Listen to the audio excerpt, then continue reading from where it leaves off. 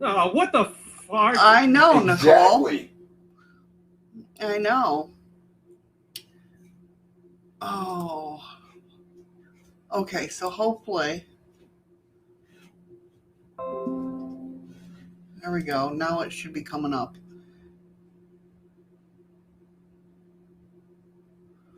Yeah. I don't want to be lonely no more. That I fart, I think, was from you. No, they did what the fuck. Nicole did what the fuck. Hi, Misfit. How you doing? You put I fart in there. Yes. Oh, now it's up? Okay. YouTube's now running. Whoops.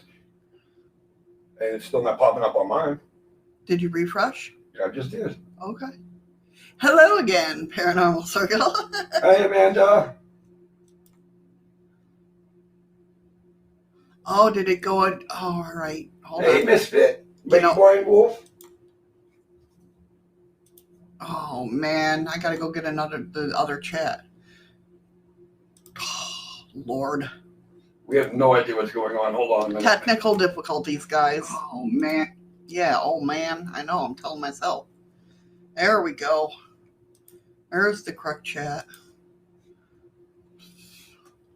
What's up, Andy?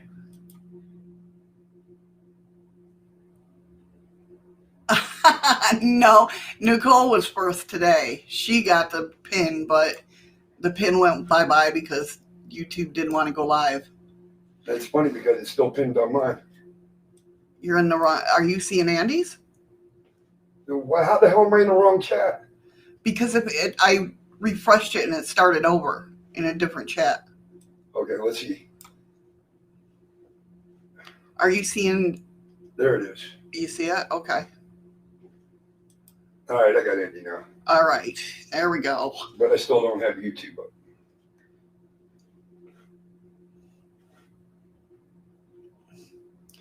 Well, I don't know, Andy. Her comment came up first. He says, I bloody hell was first. Oh, YouTube went up twice now? Oh, lovely. Oh, well. I'm still not getting it the first time. All right, hold on. I got to try something because I was adding stuff last night. Let's see what happens. Nothing happens. Okay. I got to get out of YouTube and go back. Okay.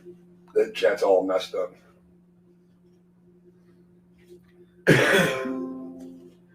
Doodle-doo.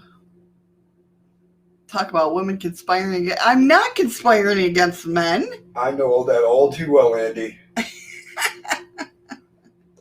I swear to God, I am not conspiring against men. All right, I got everything. I came into the room. Even Eddie said, Nicole's the first one to pop in. Hey, kitten. Look, she's going to try to blame this on me, Andy. You hear this shit? Oh, my God. I'm going to start recording all our conversations. Every single one of them. Hi, kitten.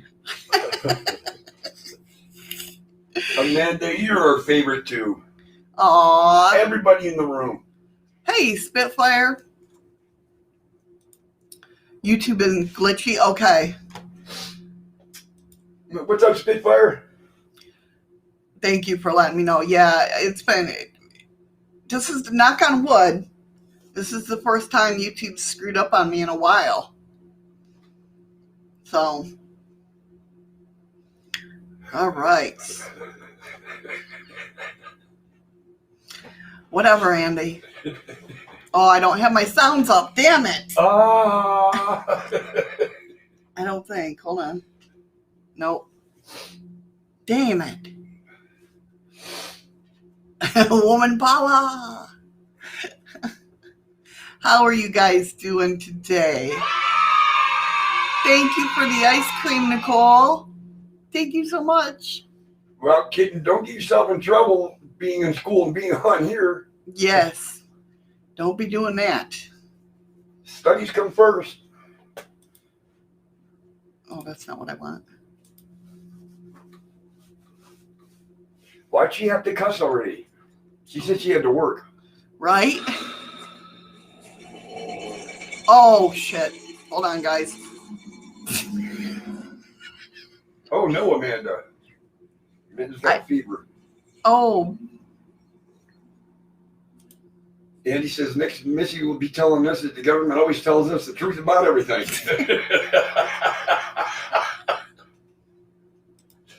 Andy?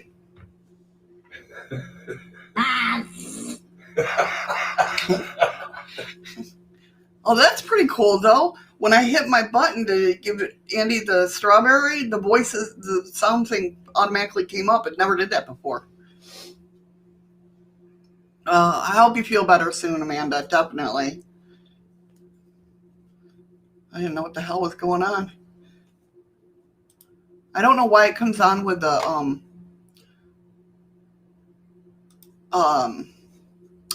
background sound, though. You know, I busted my ass hanging that tapestry back up, and you can barely see the goddamn thing. I'm sorry. I'll focus it on just on that so they don't see my face. All right. That's figures. How is everybody today on this fine? You're the best. You're the best around. Everybody in the room. That's right. That's right. What are you doing? Stop messing stuff around on my desk. I'm getting your shit off my desk. Missy, the stream is working. Be grateful for that. Definitely, definitely. Hello, Patricia. How are you? Patricia. Aw, well, that's good, Amanda. We'll try to take your mind off of it. Cool rags under your armpits. That'll help drop the temperature. Look at you. Well, I was in the military. Right? That's the hurry up and get better shit. Yes. Talk. You got a 15-mile march in 15 minutes. You better get fucking ready.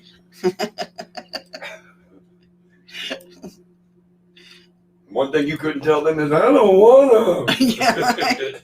I just don't wanna. Because your 15 miles just turned into 20. All right. That sucked because we had to do a 15-mile run once a week. Ugh. Nope. An hour-long ice bath if you don't feel anybody by the end of the show, Amanda. That's right. Just go lay on the snow naked. There you go.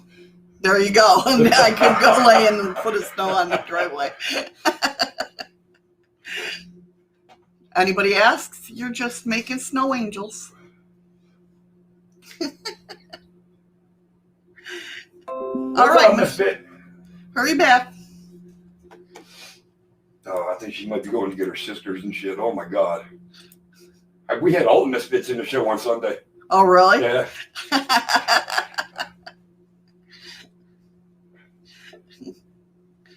Nicole. That's right, Andy. Behave. What did he say bad?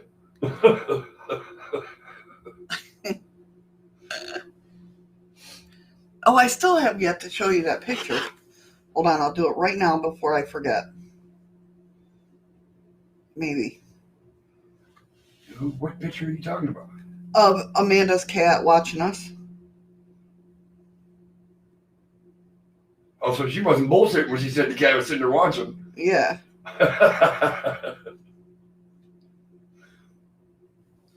Hey, freaky geek. Hey, freaky geek.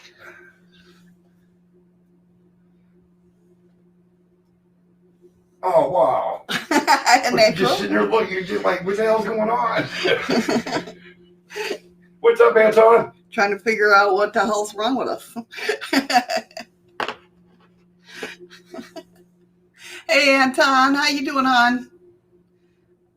I like making snow angels after sauna. Cool feeling. Definitely. There you go. See?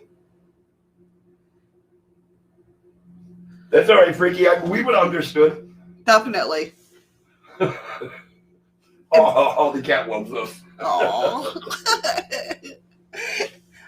Well, Mars is a good kitty cat. She is. She is. Thank you, Nicole. What moonlights? The tapestry. That ain't moonlights.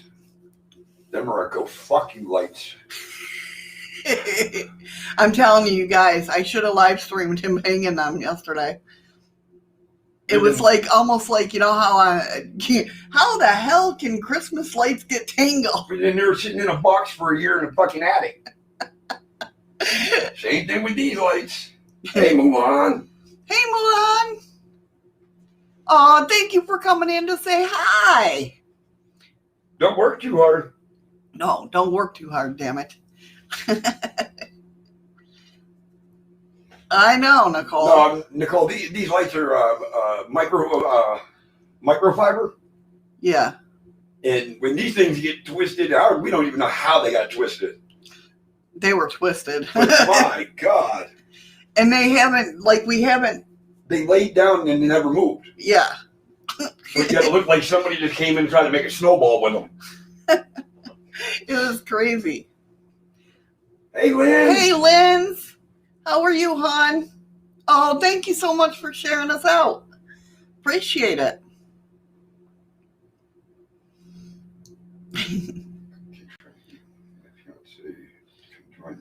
Oh, that's cool. Yeah. The opportunity to button these new ones. You know, it was close. It almost came down to that. They had to touch too much of chaos and got twisted. They could have. Definitely. Good to hear, Linz. Good to hear. Yeah, it's crazy. It's snowing here today. Yeah, what the hell? It's ridiculous. Ridiculous. And it's not even the big flakes. It's the little powdered shit. Yeah. That makes it really cold. And slippery. And slippery, yes. So today we're talking about, I kind of changed it up a little bit. I'm really not in the mood to talk about, I don't know. I wasn't in the mood to talk about what things can bring us down. I wanted to do some uplifting stuff. So today we're talking about self-worth and self-love. That's what we've been talking about on Thursdays. Well, we flip-flop. I'm going to start, if you're in the group, I'm going to start putting up a poll each week after we do. Hey, Mo. Hey, Mo. How you doing? You know, don't even talk about thunderstorms and that because we don't get thunder or lightning here. Yeah, well, we get heat lightning, but very rarely even we get that. Yeah, but I like regular lightning. A thunderstorm. But we don't get that crap here. We'll get the rain, though. Yeah, we'll get the rain. But, yeah, so we're thinking outside of that box today.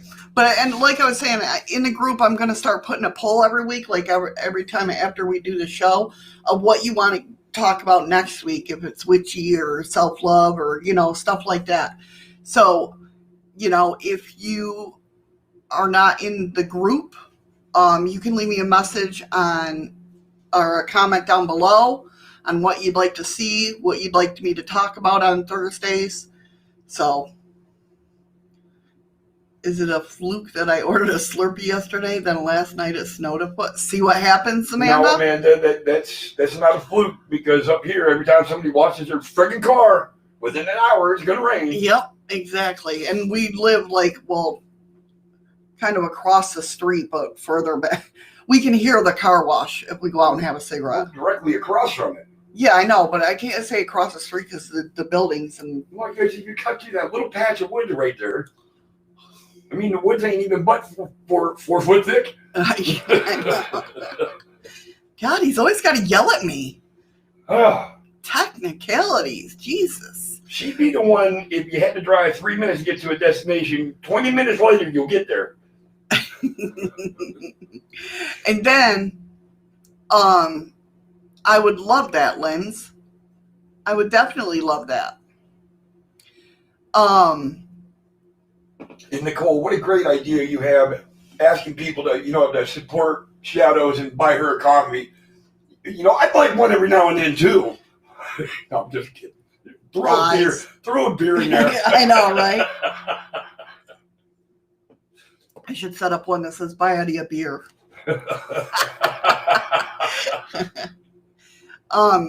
So, yeah, and this was the conversation while he's trying to hang up the lights.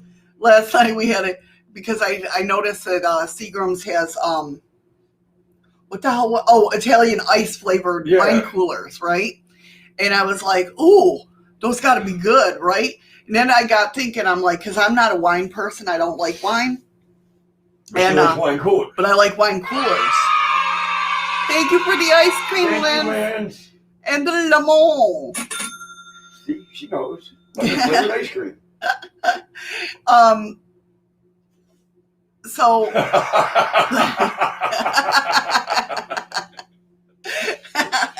Oh, Nicole, I was kidding.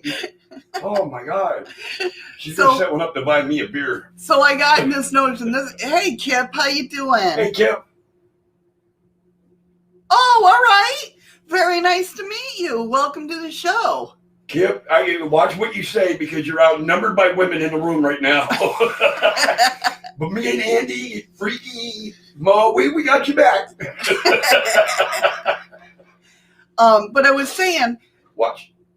Oh, watch your ears. Well, pleasure to meet you, Kip. Definitely a pleasure to meet you.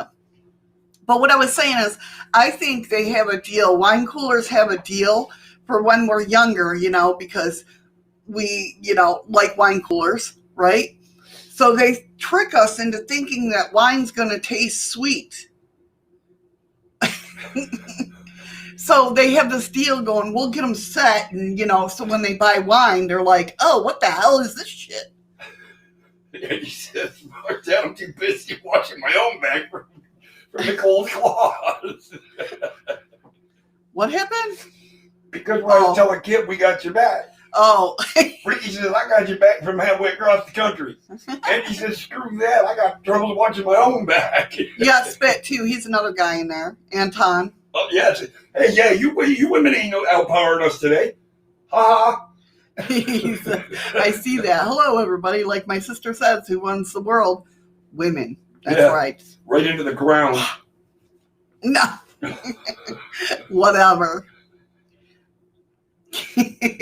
All right, so keep going with your story. That was it. No. What did I call you? Oh, yeah. Oh. He was sitting there saying... Because she says, I'd get hooked on them wine coolers. I'd be drinking them all the time. If it was wine was like that, yeah. If wine was like, tasted like wine. I looked at her and said, yeah, wino. And I'm like, I would not know. I'm like, no, I don't drink out of paper bag. That was the thing. No, you say I drink out of a bottle. No. Because I go, I wouldn't be a wino. Winos drink them out of paper bags. And he turns around. Now, mind you, he's hanging the lights, and I'm sitting in his chair, and he turns around and goes, winos don't drink them out of bags. They drink them out of the bottles. I'm like, you're an asshole. We lost all that ancient wisdom the moment we gave them the vote, Eddie. All went downhill from there. Yep, I have to agree, especially if you've been watching the news here in the United States lately. Hello, Heather. Hello, Lady Blindwolf. I think I said hi to you, but I'm sorry. Just go and get some of that cheap fruit-flavored wine, add grape or cranberry juice, and then either Sprite or 7-Up. It tastes just like a wine cooler. No. Oh, all right. We like tips. Kip says, I'm 6'8", 290. I can't even see my back. Mom had 12 kids. I'm going to go try to get the rest of the family to come see you. Oh, no. Is that a good thing or a bad thing? Thank you, Lance. Thank you, Lance, for the lemon. What were you talking about, Tip? What? I don't know what you were saying. Oh, because Lady Blindwell said just go get some of the cheap fruit-flavored wine. Oh. Yeah, then you add to it. Yeah. I like Thank you, Amanda. Thank you, Amanda, for the ice cream. Lynn for the lemons. Heather for the lemons. Thank you guys so much. This morning. You guys are awesome.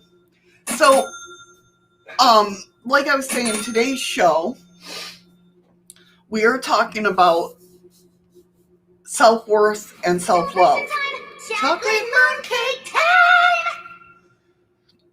And Heather, you weren't late. We actually started a little early. You're the best. Thank you for the ice. You guys, what are you guys having a war over there? In D-Live? Thank you, Nicole, for the ice creams and the lemons. Oh my God, Lynn, thank you so much for the diamond. You rock. Right? You rock. Oh, hold on. Thank you for another diamond, Freaky Geek. Thank you. Andy says, don't know about wine. I would be happy if Nicole would get off her butts and go make coffee for a change. Ooh, them fighting words, Andy. Anton, I used to be the same way. I could drink just about any whiskey and everything. And now I just drink beer. Yeah. Thank you for what the fart? Thank you, Nicole, for the diamond. Woman power. Jesus, the diamond I wasted while you played the game. Yeah. I know, because I didn't have everything hooked up. For my games, I don't have all the stuff hooked up. Thank you for the ice creams, Lynn. I think I gained 40 pounds already. Yeah. So, yeah, we're talking about self-love and self-worth today. The first step is we're going to talk about self-worth, why it's so important, and, you know, shut up, Heather, I saw that. When it starts out with numbers, I just like skim over All it. I got to do is catch the first two numbers and I know. Yep, I'm like, nope, don't say that in your mind. And then you see the name and it's like, you know what that is. Missy likes a nice ice cream, yeah. As soon as I figure it out. Oh, that does sound good. Rocky Road ice cream? Yeah. Now, what's the difference between Rocky Road and Moose Tracks? Moose Tracks has the actual little Marshmallows? No, the Reese's cups in it. Oh, does it? Where Rocky Road is just like Oreo cookie, you know. Oh, fucking good. Not Oreo cookie, but it's got the crunchies in it, the good crunchies that come off like the chocolate and strawberry ice creams that I have you get. The strawberry. Yeah.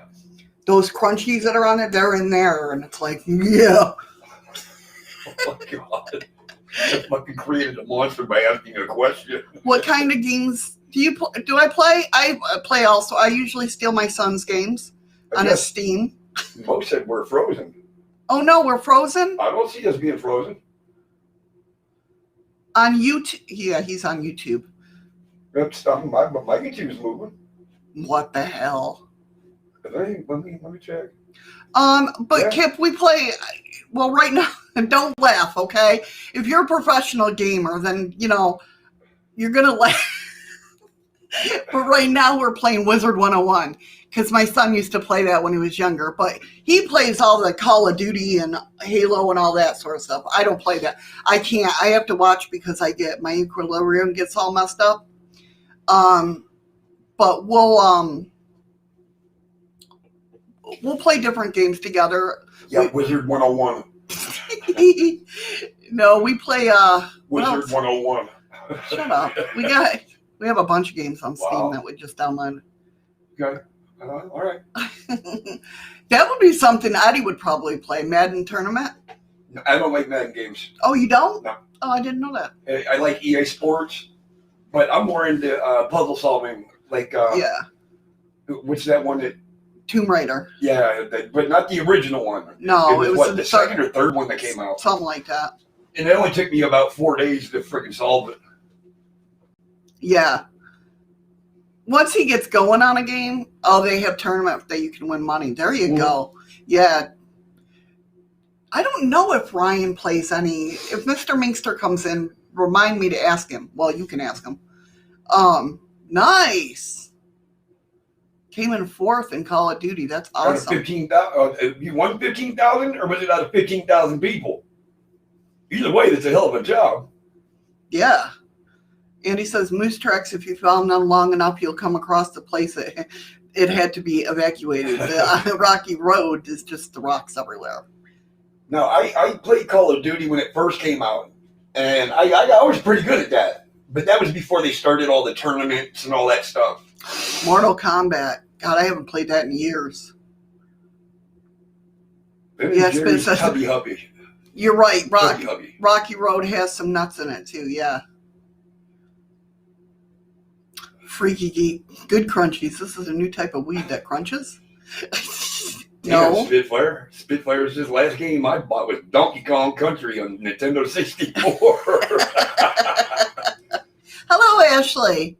How are you? He got 15 grand for coming in fourth. That's freaking awesome. Way to freaking go, dude. Yeah, kudos, man. That's great. Hi, Ashley.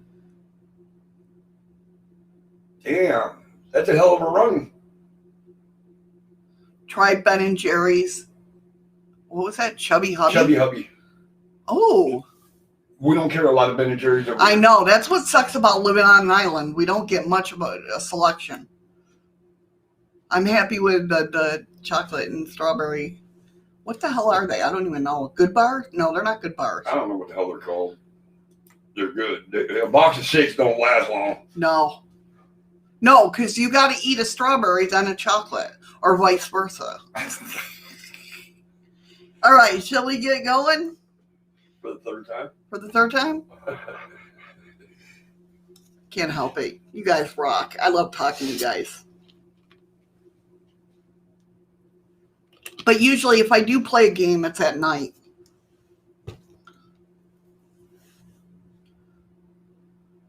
That sucks when your job comes in the way of, I'm telling you. I know.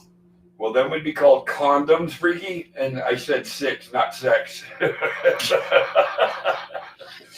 He says, here, a box of 6 don't last long. That's why I said they would be called condoms.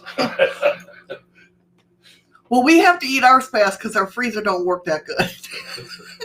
It's either you get everything rock hard or everything's not cold. Oh, what the fart? I know. That's exactly what we say. All right. So, moving on. When you lack self-worth, it's as though you go through the ground beneath you has been ripped away. Okay?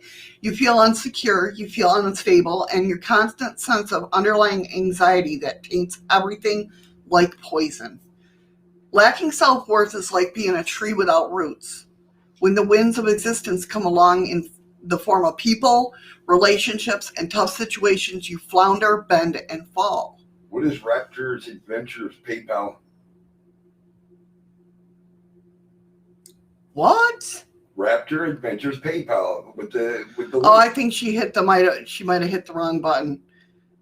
No problem, Heather. I was just like, did you change your name? I did.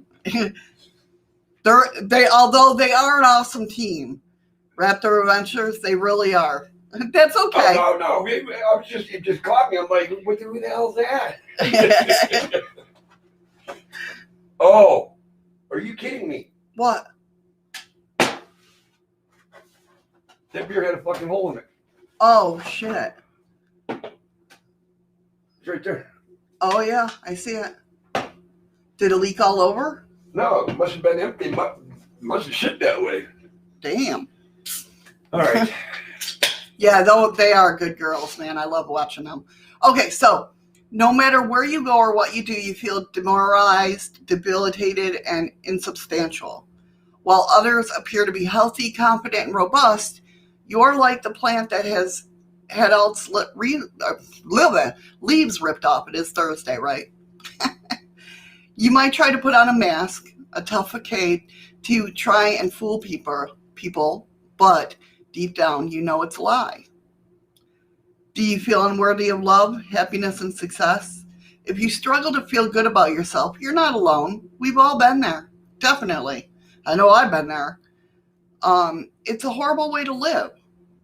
So today we're going to talk about the no bullshit tips for how to unconditionally boost your self-worth. Okay? Self-worth means believing that you're fundamentally worthy as a person. It's often used interchangeably with the words of self-esteem and self-respect, but self-worth is much more important. I mean, that's important. Self-esteem and self-respect is important too, but this is more the underlying of that. When we lack self-worth and a sense of dignity is missing, I'm going to have a bullshit day of talking. The Cambridge Dictionary elaborates and defines self-worth as the value to give your life and achievements. It's the value you give your life and achievements. Yes, there's a big difference between self-worth and self-esteem. Although these two words are kind of close, they're not the same. There's actually a hierarchy of importance here. Self-worth becomes, wow, really? You think it's Monday the way she's talking? God. Self-worth comes before self-esteem. Self-worth is the foundation. It's like the trunk and roots, and self-esteem is like the branches. Without self-worth, self-esteem is shallow and unstable. Can you imagine what a tree would be like without its trunk and roots? Yeah, that's right. A tree would be reduced to a pitiful pile of leaves and branches. And that's what happens when we don't have the foundation of self-worth. Self-worth is believing that you are fundamentally worthy, whereas self-esteem is feeling good and confident about yourself. Can you have self-esteem without self-worth? Yes. Look at narcissists. They exude self-esteem or self-confidence so much that it's toxic to other people. But the issue here is that they don't possess self-worth. Their narcissism is a mask or a defense mechanism against the tremendous feelings of unworthiness that they carry inside. In psychology, it's called reaction formation. So you see, self-worth is something we need to learn and strengthen, for without it, we become like doormats or narcissists. As Dr. Christina Hibbert explains, self-esteem is what we think and feel and believe about ourselves. Self-worth is recognizing I am greater than all those things. It's deep down knowing that I am of value, that you're lovable, that you're necessary to this life. And you have very much worth. I'm going to skip right over that. But how do you know if you're suffering from low self-worth? Well, let's explore that. So here's 15 signs that you're experiencing low self-worth. You struggle to set strong boundaries. You suffer from constant self-doubt. You're cynical about value of what you do. You struggle to believe that anyone could really love you. You can't accept compliments without feeling embarrassed or skeptical. I should have been raising my hand for all these. You always put others' needs above your own. You settle for less in relationships and jobs, thinking it's the best you can do. That's a nice kid. Mine calls me an asshole every day, but hey.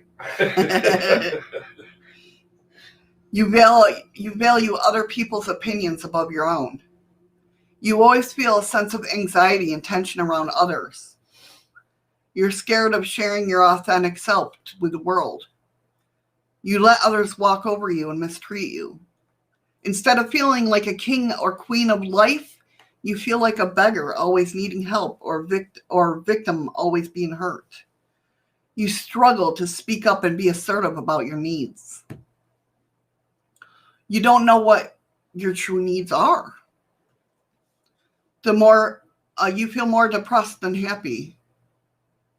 Are any of these signs you can relate to? Because I can relate to a lot of them. Remember, we're doing this together.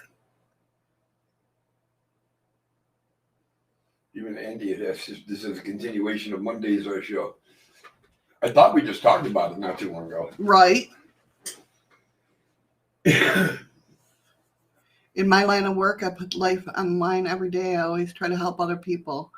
I'm an angel of God, like the rest of my family. That's awesome, Kip. Kudos to you, definitely.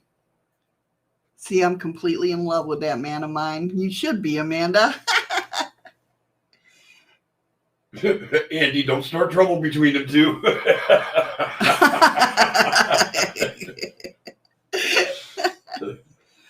So let's get into what determines self-worth. So why do we develop low self-worth? Because you told you ain't worth shit your whole life. Well, you know that low self-worth is really a way of protecting yourself from vulnerability, right? So due to childhood trauma or core wounds, to protect ourselves against what we fear. So in a nutshell, low self-worth is a product of fear and fundamental misunderstanding about who we are. Thank you, Heather, for the lemons. So let's break this down even a little bit further. So reason 1, childhood trauma and core wounds. A childhood trauma is a deeply distressing event that happens when we're children. We've all experienced traumas, and they form a basis of our core wounds that we carry. How did they develop, though? Well, the core wounds that derive from our childhood traumas were a natural part of growing up. As children, there was a point where we began to understand our powerlessness and limitations and the power that our elders, our parents, or older siblings or caretakers had over us. Thank you, Amanda. Thank you, Amanda. That itself was traumatizing.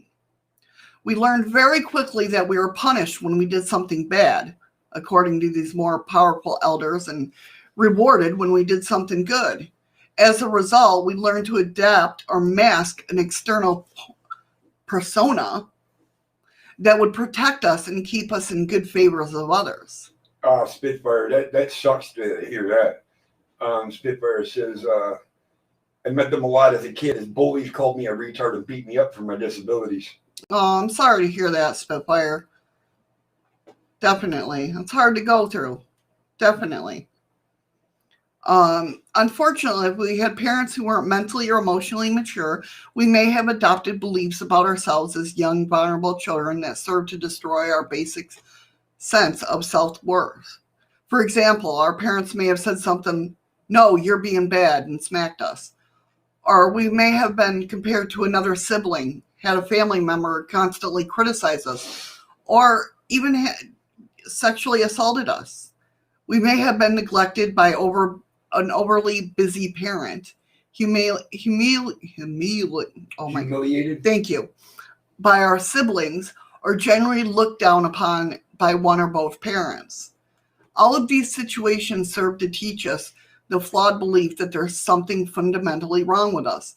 Now, mind you, a lot of this happened too that, I look back at my parenting and we don't realize what we do, like with words, I always say words hurt worse than bruises. Do you know what I mean? Like I had a good childhood growing up, but I still felt like my parents were great. I mean, for the most part, they were really good. My mom was a really good mom. She's my hero. But there was something she said that I still remember now that like hurt my feelings. Do you know what I mean? And I know like it took Eddie. What was it? I forgot what I was feeling bad at. And Eddie put the spin on of it. Well, maybe she wanted you to be able to take care of yourself, or I forgot what it was, but made me look at it different, that I took it the wrong way type of thing. You were reading more into it than what she meant. Right, because that's what Missy does. She's an overthinker. So, I mean, we can trauma ourselves too by doing stuff like that. So core wounds are fundamentally underlying beliefs that we carry about ourselves. Examples include I'm stupid, I'm ugly, I don't deserve to be happy. In all contexts of low self-worth, the main core wounds we carry sound like the following. I'm bad, I'm unlovable, I'm unworthy.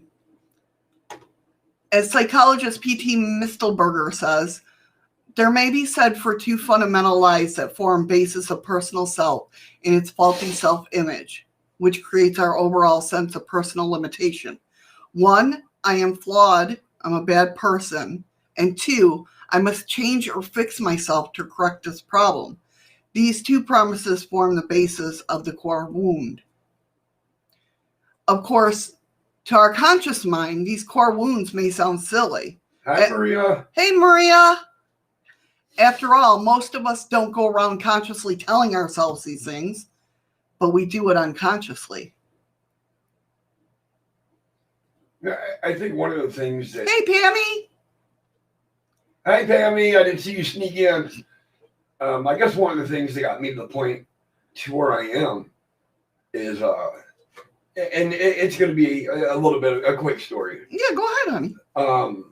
When I was a senior in high school, I found out I was going to be a dad. And it was with a woman that I had been with through high school for 4 or 5 years. We ended up getting married. She graduated high school. I was a senior. And my dad came to me one day and he says, so how are you going to provide for this child? And I looked at him and I told him, I says, oh, I'm going to join the Marine Corps. And now, mind you, I'm only 17, so I'm still in high school. And I started doing all the requirement training and everything. And I knew I got my strength up, my running ability down, everything. And we go down to the recruiter's office. And I remember my father looking at me saying, you sure you want to do this? He says, because you'll never make it.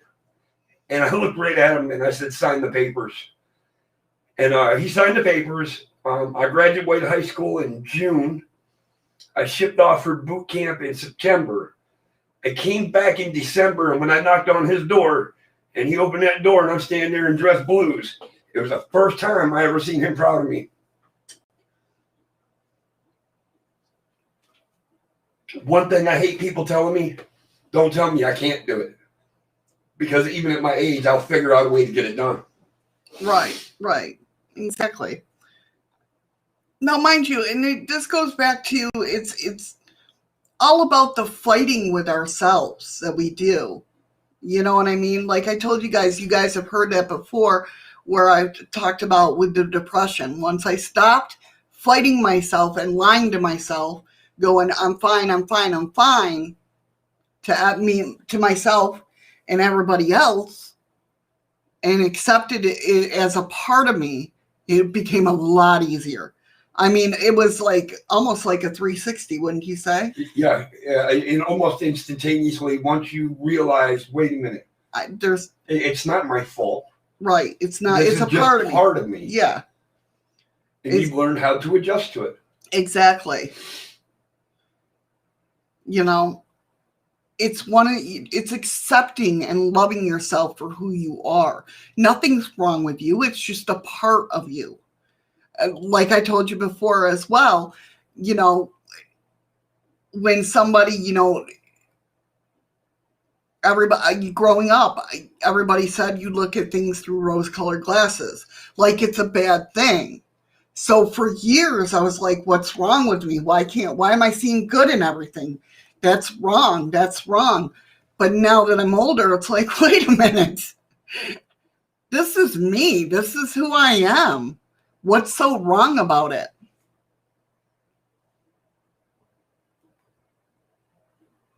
Oh, wow, Kip. And Kip, that's funny because I broke my femur bone when I was 16. It ended my baseball career right there, but the doctors told me I'd never be able to walk without a limp. I wouldn't be able to run. And here I am. I walk without a limp. I served in the Marines. I did 2.5 tours. And I run just fine. Don't tell me that I can't do it. Exactly. And like he's serving our country because he didn't listen to people with negativity. Exactly. And he's like, I tell people everybody, don't listen to negativity. Always think positive. Exactly. I mean, like me, I lied just to get into the Marine Corps. Right. But Nicole, once you truly accept who you are, you won't, those masks disappear. Those masks of I'm fine. One by one, they will fall away. Yep. And like I said, I'm lucky enough to have Eddie to where he was wrong. And I'm like just having a bad day. And I'm allowed to say that. I allow myself to say that now. To admit, hey, something's wrong, but it'll go away. Do you know what I mean? And it's amazing, Amanda. She says Kit pulled her out of her darkest moments. It's a beautiful thing. It helps. It really does. Everybody needs somebody, whether it be love, emotional, just pure support, friendship. Everybody needs somebody. Did you read what Circle said? Respect the vets. Thank you, sir. Oh, thank you, Circle. I respect everybody that served, that is serving. Definitely. That's passed away from it, that's even in the reserves. You know, mad respect. It takes a lot to put on that uniform and pick up a gun and say, I'm not going home in the pine box. But yeah, I mean, laughter does make us pull ourselves out of being down. Definitely. Definitely. I'm one that believes laughter is the best medicine, you know. Well, thank you, Kip, and we have yours. Absolutely, 100%. But it's like, it's accepting of who we are as a person. We're the ones, a lot of us are the ones that are constantly fighting with ourselves. Do you know what I mean? And once we start or stop fighting with ourselves and just accept who we are, flaws and all, because that's a part of us. Nobody's freaking, you're the best.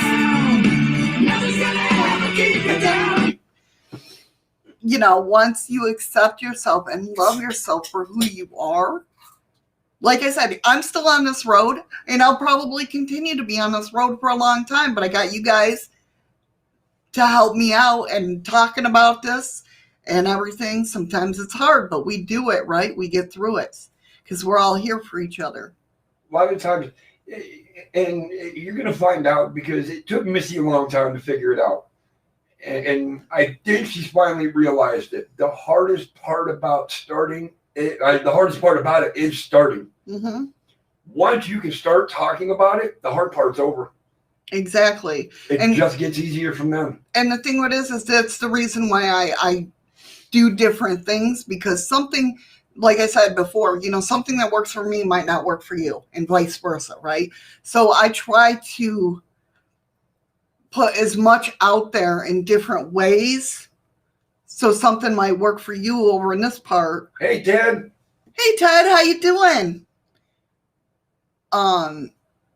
So always take what resonates with you. So, as I was saying, in fact, core wounds are like broken records. Excuse me, they keep skipping the same stone in our unconscious minds. They're little vampire-like slugs that feed off your fear, and they're ancient. They were formed at a very young age and continue to be fed throughout our lives. Unfortunately, at some point, we seek out ways to feed those core beliefs and reinforce our faulty ideas about ourselves because it provides us with a sense of safety. That sounds absurd, right? But it's true. There's a strange logic to it. Reason 2, protecting ourselves against what we fear. The second reason why we develop low self-worth is to protect ourselves against what we fear or have been conditioned to fear. What do we fear? Well, primarily we fear the following: rejection and abandonment from others, and therefore equals death, and our own power. Something to think about. We fear our own power. The first one is a no-brainer. When we possess low self-worth, we're constantly trying to please and appease others, right? We become people pleasers who invest in gaining approval because that's how we think we'll survive. And he says it good. He says you need to realize that today is the first day of the rest of your life. Yep. The day that happens, you can begin to make progress, and letting go of the past is a massive step forward. Exactly. And not to interrupt you, but on a comment to that, what Andy just said, try tomorrow waking up and forgetting that yesterday ever happened. Exactly. Just forget it ever happened. Exactly. And start anew. Okay. Freaky Geek's like, I don't like logic. It makes you think, and thinking hurts.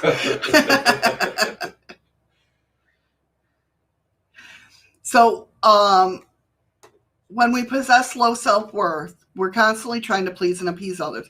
We become people pleasers who invest. Okay, Kip, no problem. In gaining approval because that's how we think we'll survive.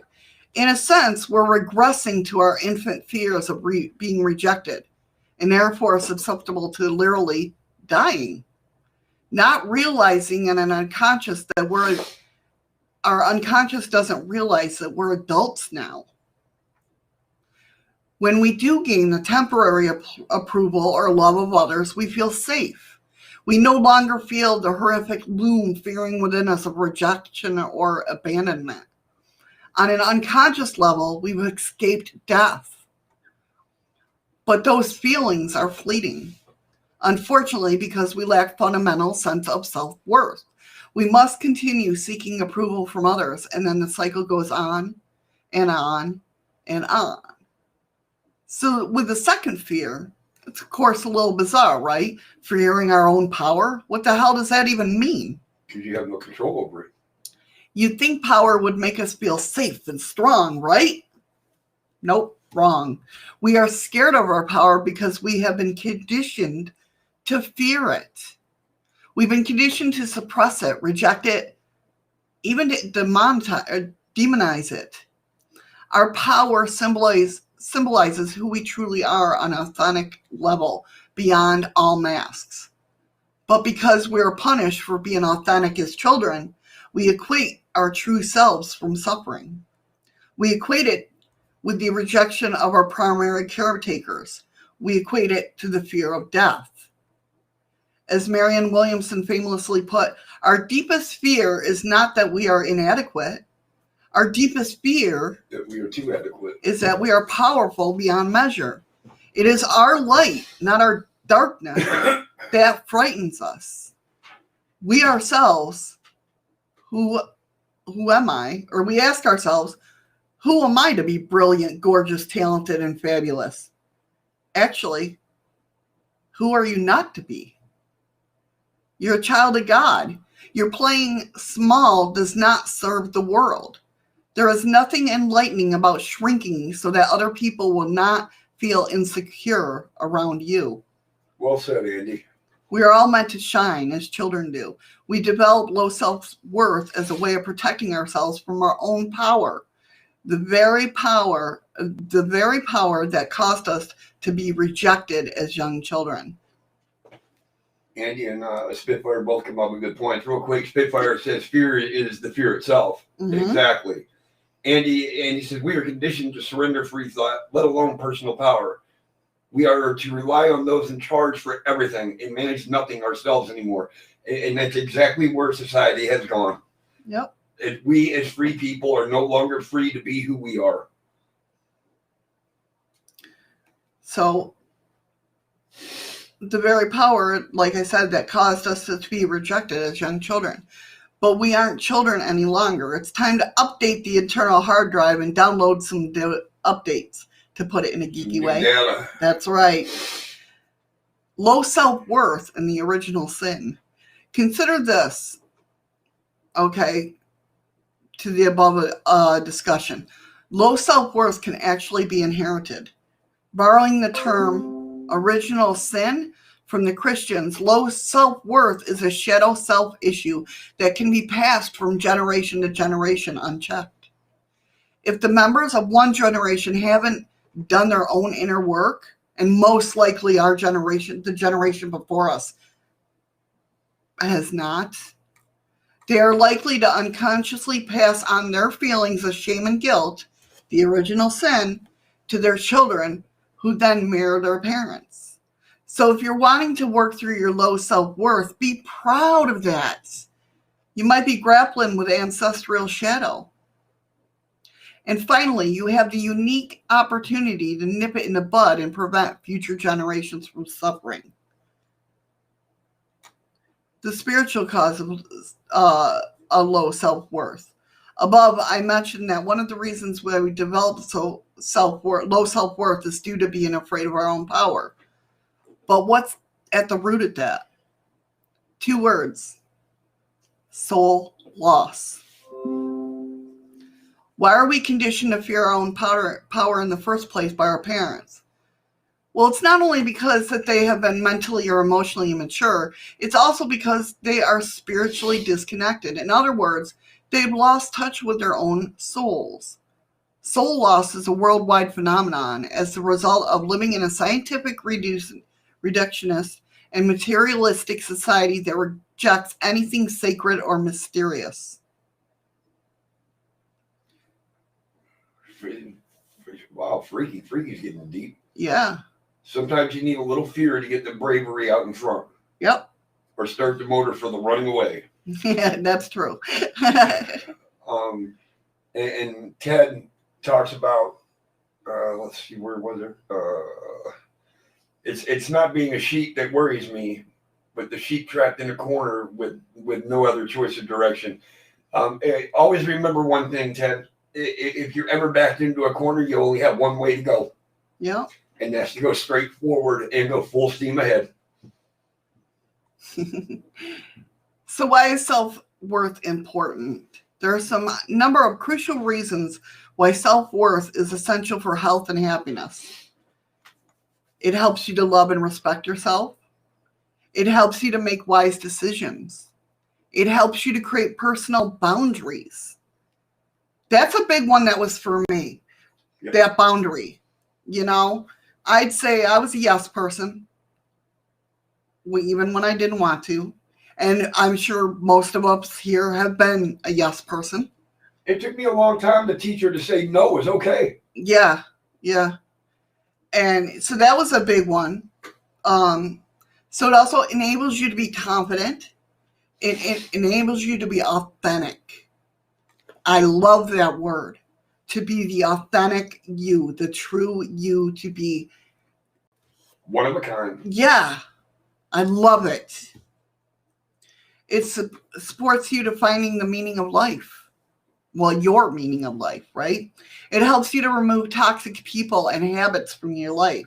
It inspires you to find loving friends and partners, and it improves the overall quality of your life. The list goes on. Now, mind you, I'm not saying that, I bounce back and forth. I still, and we'll talk about the whole drama thing. I still like a little drama in my life, but I don't react on it. It's not the major drama anymore. It's the little stupid drama that you find humorous. Yeah, yeah. You indulge yourself in a little theater act. Right. Kind of like, let's put it this way. I lurk in streams, right? But I don't comment. I don't say anything. I don't contribute it. And if something pisses me off, I walk away. You know what I mean? You absorb it. Right. And that's my drama. Who doesn't love it though? It's our own personal soap opera. And I bring that, I know that's in this here somewhere, but. That's what I'm saying. Exactly. So, we indulge in it a little time to time. And anybody that says they don't find a little drama humorous is lying. Right. But it all comes back to I love my peeps. I love hanging out with my peeps. And it's you guys. Every single one of these. You all are special in your own way. And you're all starting to find it. You really, just by listening to them talk. Yeah, They're definitely. all starting to find themselves. Definitely. And I love it. I love it. You guys keep me going, which in turn hopefully helps keep you going. You know what I mean? That snowball effect. I love it.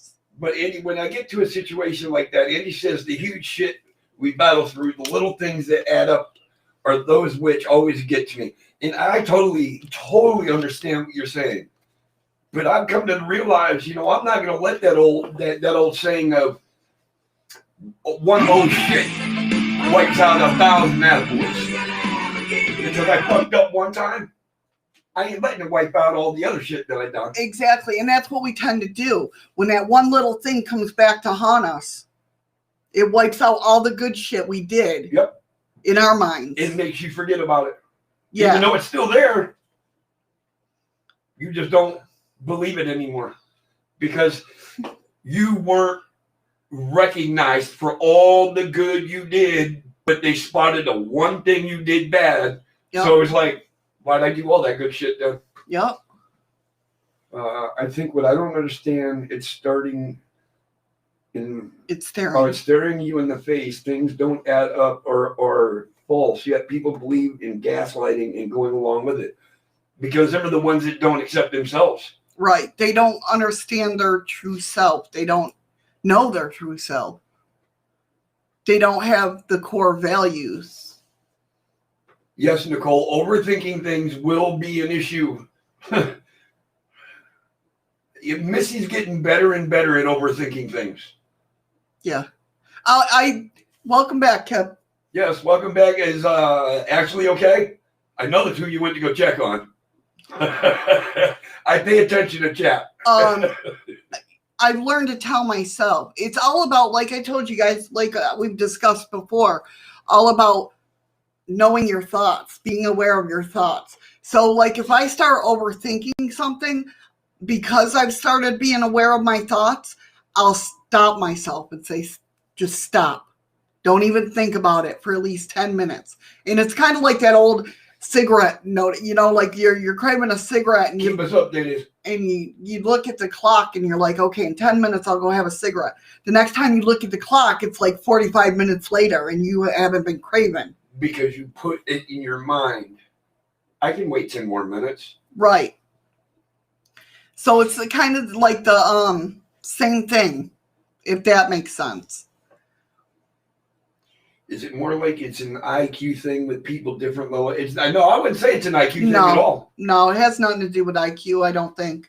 I mean, that's my opinion. It could. I'm not a psychologist. I don't know. You know, I just know what I've gone through and what's helped me, and I try to bring it to other people.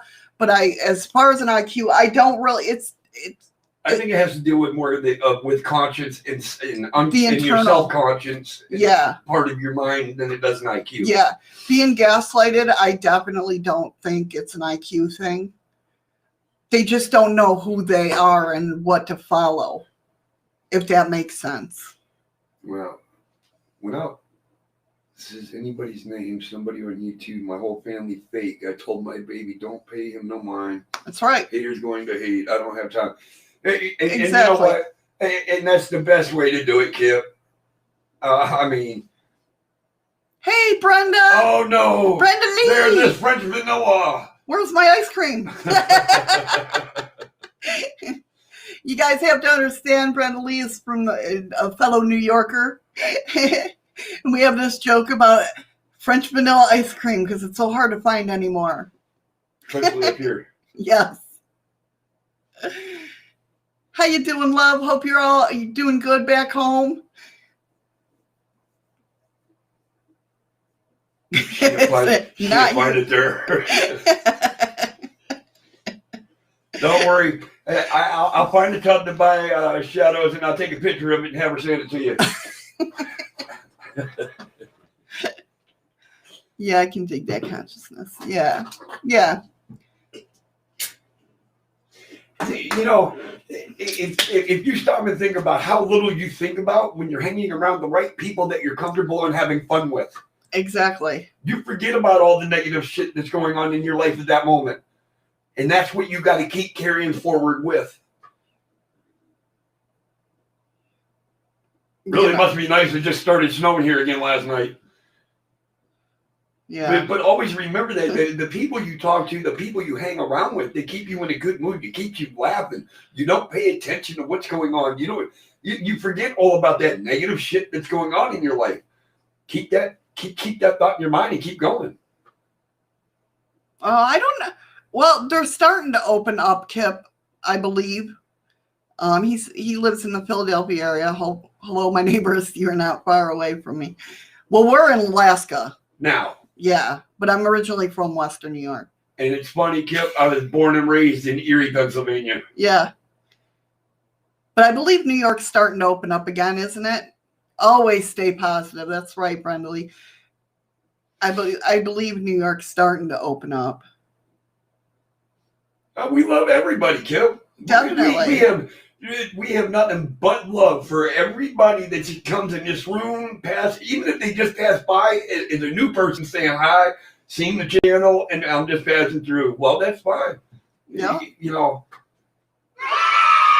Thank you for the ice cream, Nicole. Thank you so much. But to have self-love, have self-esteem, it all starts with you. Washington, D.C. or Washington, the state? It would have to be Washington, D.C. I hope so, because that's a freaking long commute. Well, it's still a little bit of a commute from where he's from. We love that, Kip. We love that. We love to laugh and have fun. Thursdays is more of the dramatic day.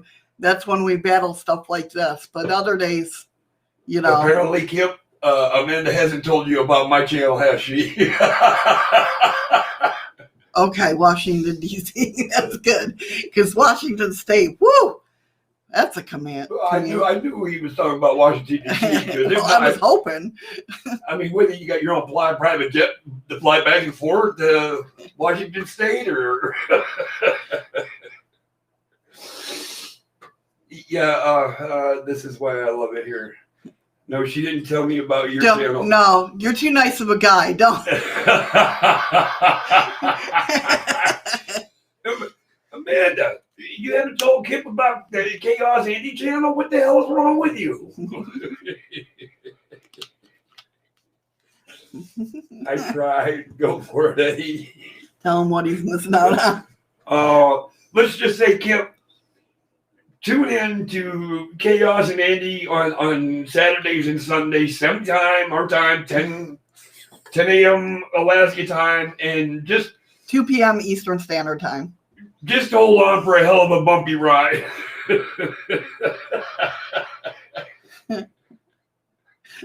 Nicole, all the women are in here are awesome. So are all the guys. She said, okay, meant to sometimes. All right, then.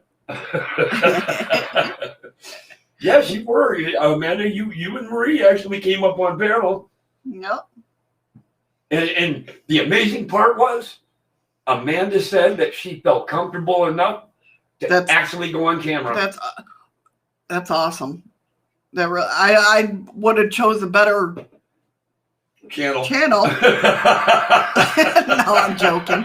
I love those guys. I love all you guys over there too. Even don't tell me my brother Kevin, he's a pastor. I got you. But no, he does not want to go to that channel. No, it's basically what it is basically a guy cave. With some women thrown in there. with cave lizards. Yeah, lot lizards. That's bad. That's so bad. Yeah. You don't want your brother, the pastor, to come to that channel. He will make sure you are staying Hail Mary till the day you die. He will dunk your head 40 times a day. Since I have to run it through my secretary, Amanda, she makes all my appointments because my mind is so busy. I got a whole lot of stuff on my plate. I take care of a lot of people. You know what? Take care of you and your family first. That's right. That's first and foremost. Then worry about everything else. Yes, you've met Andy. Andy is Chaos's co-host on his channel. So yeah. Best damn co-host. Good luck to you. Best damn co-host I could ever have picked. Oh, definitely. I agree. I don't know. I think he might have picked me. There's Chaos's channel right there. Nicole shared it. Thank you, Nicole. All right. So back to conversation. 5 ways to cultivate unconditional self-worth that actually work. Now that we've covered why low self-worth occurs. 1 second. I tipped my hat to Kip. Just donated $1,000 to Children's Hospital for cancer, $800 on homeless people, and I'm still working on my family's problems. Press play video games, plus doing my job, so I need my secretary. Well, I believe she's an awesome secretary. My hat is off to you, sir. Definitely. Oh, my nose ain't in your ass. I'm being serious, dude. You're a hell of a co-host.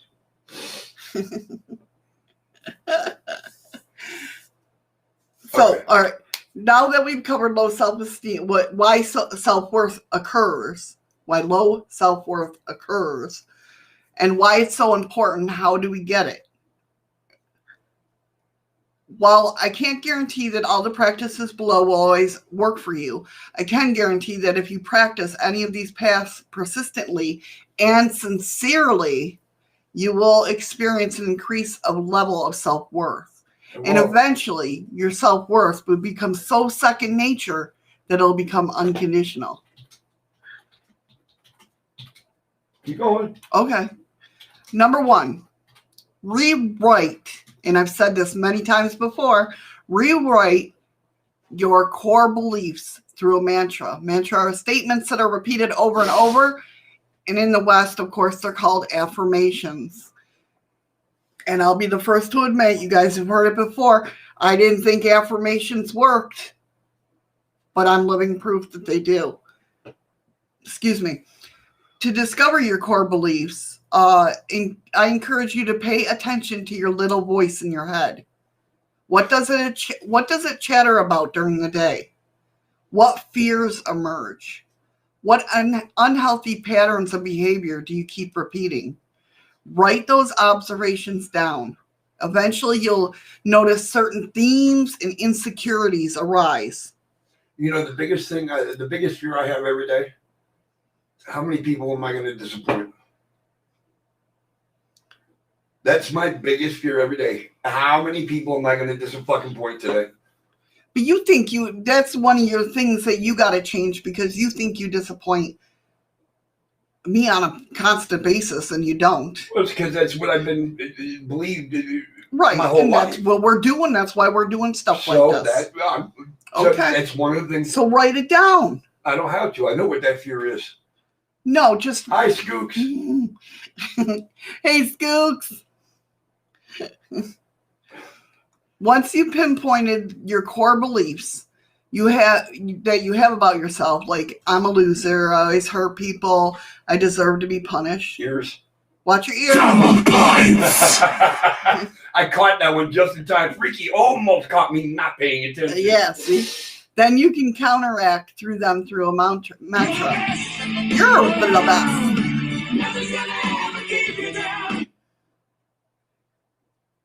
I find Eddie the same way all the time, which suits me. He is. This is why I do lives. This is you. What you get with us, or what you see is what you get. This is us raw. You know. Yeah, there ain't no skit. There ain't no rehearsing. Nope. Matter of fact, what she goes to talk about when the show starts, I have no idea. Yep. I mean, I might give him a little. Hear that? A lot of. Yeah, that's true. But yeah, this is what you see. This is our life. Mm-hmm. Welcome back, Spitfire. Welcome back. This is us every day. It's just, and when people see me and her get a little tidbit here on live, that's our actual life. Yeah. And that's how long that tidbit lasts. And it's over. Done. Yep.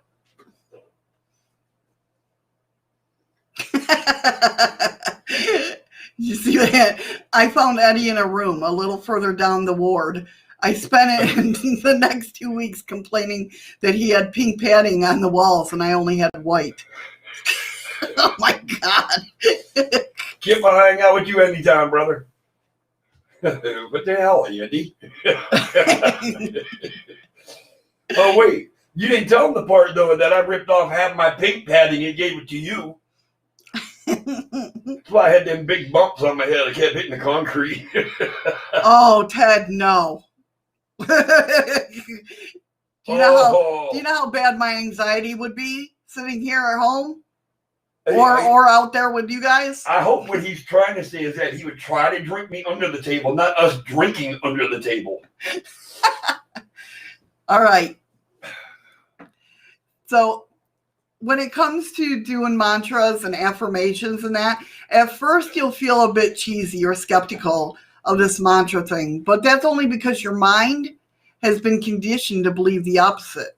After a while, and I'm talking about 3 months or so, you'll start to see significant changes arise in your thinking patterns, behaviors, and feelings. Alternatively, you should search some affirmations on the internet or find your favorite self-help book. I mean, they have great affirmations in there.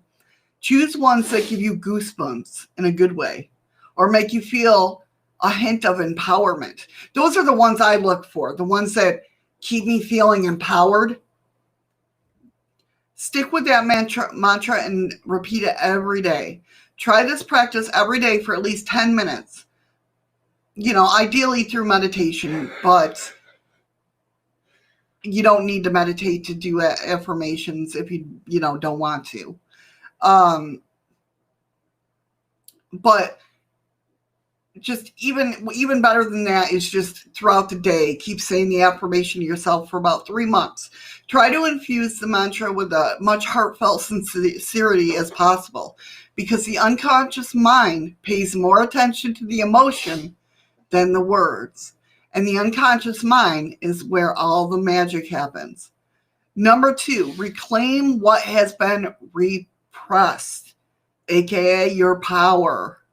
As a philosopher and scholar, Ken Wilber writes, Maslow called the fear of our own greatness the Jonah complex, and many of us have some degree of that. So give yourself permission to discover, re-own, and step into your own authentic greatness. How can we possibly feel good or worthy when we're living a version of ourselves that's not real or authentic?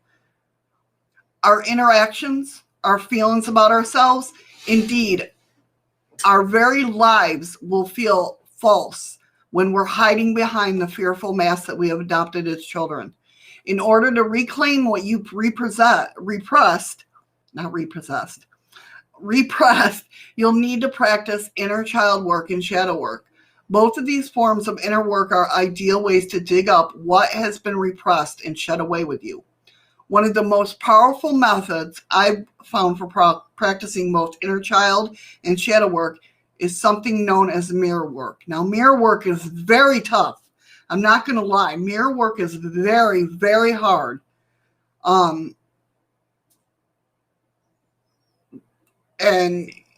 it's where you stare yourself right in the eyes and say what you want to say, affirmation-wise or mantra-wise.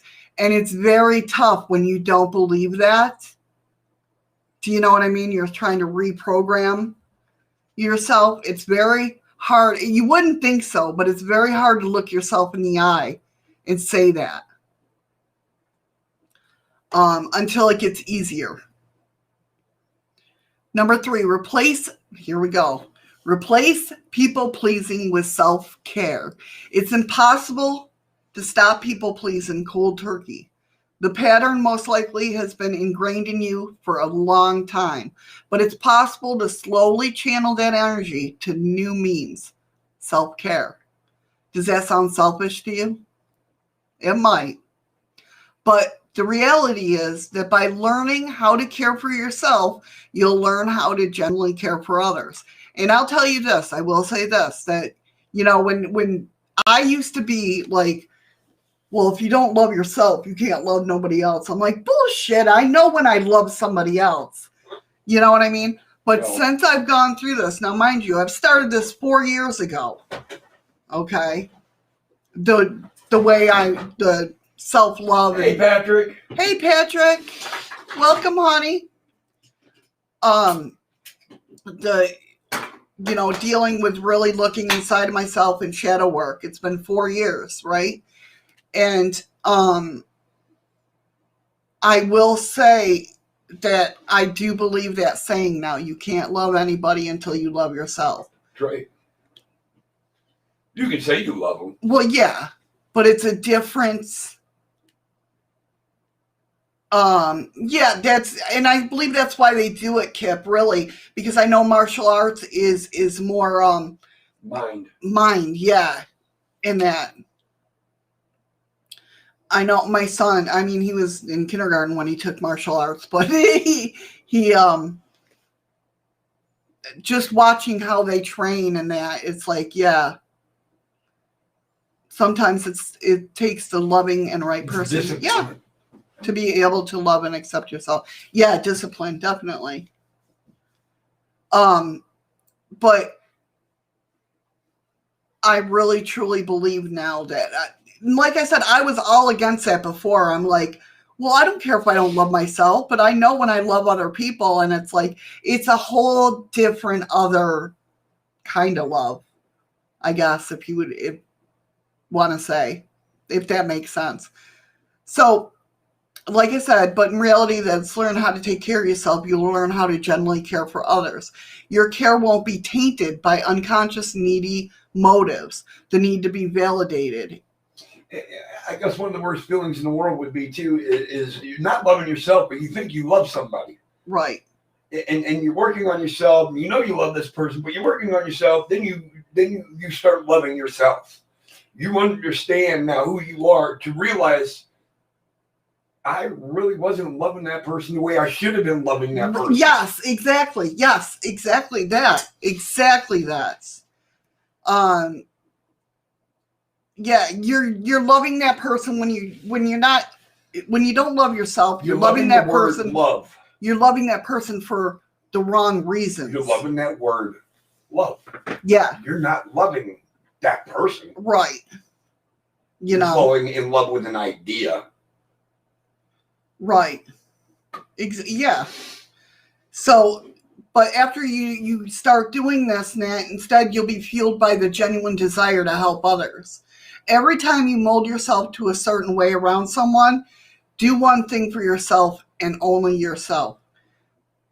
Excuse me, that might mean making yourself a cup of hot tea. Oh, excuse me, I'm so sorry, guys. Making yourself a cup of hot tea, taking a mindful breathing break, eating something nourishing, or spending some time alone to rejuvenate your energy.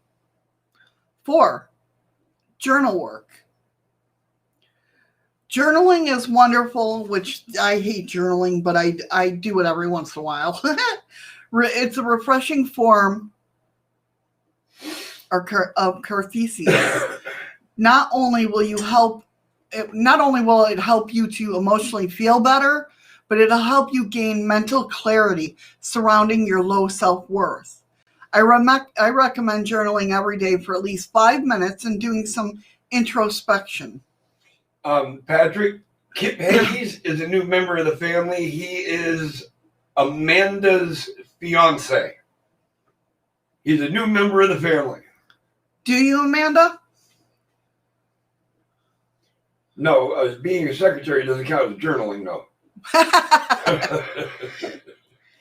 So, when you journal, just jot down how your day went, or what made you happy or sad, or what did you notice about yourself? For exploring your self-worth, I recommend journaling the following question. What is something that no one could ever take away from you? Pride. Okay. Who am I or who am I not? That's a big one. The who am I not? That's what we're discovering about ourselves, is who you're not. What does that question even mean? Who am I or who am I not? Like your core values. Like, what do you really, truly believe? Well, in anybody's mind, the way you think it would read is I can be whoever I want to be. Right. So I'm still confused. So who are you not? The person that I should be. That's wrong answer, damn No, it. that's the way that's who I'm not. Who you're not is somebody who's selfish. Who you're not is somebody who's, Well, I'm not an selfish. asshole. Well, he is a dick sometimes, but absolutely. But most times I feel like I'm not the person that I should be. Right, I understand. Then we try to change that way of thinking. So what does self-worth mean to you? How much I love myself and what I can offer others.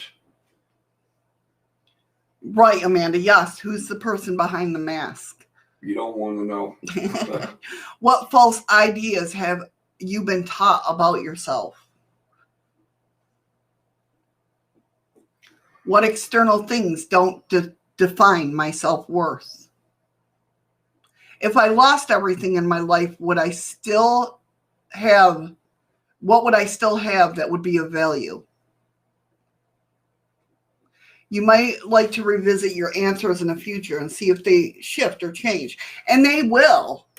And that's what's so cool about it. Keeping a journal, though, I will say for the most part, is that you can go back and look, over time and see how forward you have advanced. And that in itself will give you that empowerment. Do you know what I mean?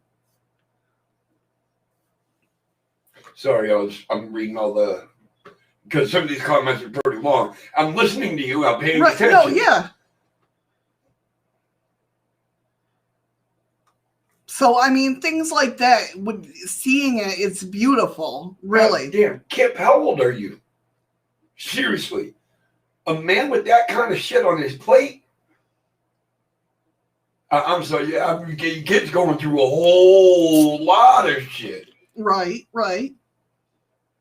Just always know, brother, you're part of this family now. We're here anytime. Definitely. That's good, Nicole. Yes. Like she says, I write every day, journal, text, poems, my way of venting. Exactly. And it doesn't necessarily mean you have to keep it. If you just take 5-10 minutes out of your day, what pissed you off that day? Right, exactly. And not necessarily could you have done to change it, but what pissed you off? Right. Throw it in the garbage when now it's gone. It's done. Yeah, you got it off your chest. Beautiful, Amanda. Yeah, I usually ask myself, who's behind the mask? What are you hiding from? What's your heart's desire, and how do you feel about your actions? Exactly, yeah. Oh, so we're close in age, Kip. I'm turning 51 in December. So journaling boosts your self-worth by empowering you with the self-understanding and self-knowledge. And as they say, knowledge is power. That's right. Work with an archetype. Archetypes are universal patterns or types of energy, and they have existed since the dawn of time. We can see archetype present in all cultures of the world. Some examples include the orphan, the warrior, the caregiver, the seeker, the lover, the destroyer, the creator, the ruler. We all possess, there's a bunch of them, but we all possess numerous archetypes within our personality structures. Taking those tests, and I still got to put them in the groups, but I'll put the tests in the groups about knowing your personality, knowing what's behind the core personality. There's so much stuff to learn about yourself, why you do some of the things you do, that, at least to me, it helps me, like, I understood myself more, if that makes sense. However, with going through these archetypes, sometimes certain archetypes within us are missing. Why? Usually because they've been repressed in childhood because they were deemed inappropriate or bad by our parents or caretakers. In the case of low self-worth, the dominant archetypes that are missing within us are usually the boss, the rebel, the king, the queen, the lover. I definitely recommend searching for figures in history that you admire, right? Then match any one of the above archetypes to them. Or what archetypes did you see them, come out as? All right, Scoops, hurry back. Hurry back, Scoops. By consciously working to bring in the energy of your archetype you lack that is related to self-worth, you'll find the power you need to break through the negative core wounds within you. 6, self-worth is an inside job, and that it is. It's not dependent on what kind of job you have, whether you're single or married, whether you're ugly or attractive, or whether you're living off of food stamps or have a $500K income. Your value doesn't decrease based on someone's inability to see your worth. Here's where the lecture comes in, guys. Your value doesn't decrease based on what you do or don't do, what you have or don't have. Your value is just as amazing as you are. I hope I hope this helped in having a deeper understanding of why you could be suffering from low self-worth and how to empower yourself. You don't have to be a slave of your conditioning. You don't have to remain shackled to people pleasing and demoralize your ways of living. At your core, you are wild and free, and now you have the tools to reclaim the raw and real self. What is your relationship with self-worth like? What do you guys? Is like, I mean, I still lack self-worth sometimes. And Nicole says, you know, like I say a lot, even the royals have to use the bathroom to shit. That's right. You ain't no better than I am, because the way I learned, hey, G-Smoke. Hey, G-Smoke. The way I learned, Nicole, you ain't no better person than I am, because you got to put your fucking pants on one leg at a time, just like I do. Exactly. Exactly. So don't hold yourself in a higher standard than I am. So with us talking about self-worth, let's talk about a little about self-respect, right? So let's picture this. It's your day off. You just finished spending half of your day doing favors for your friends, and other half being used emotionally dumping ground by your sister or your brother or your parent.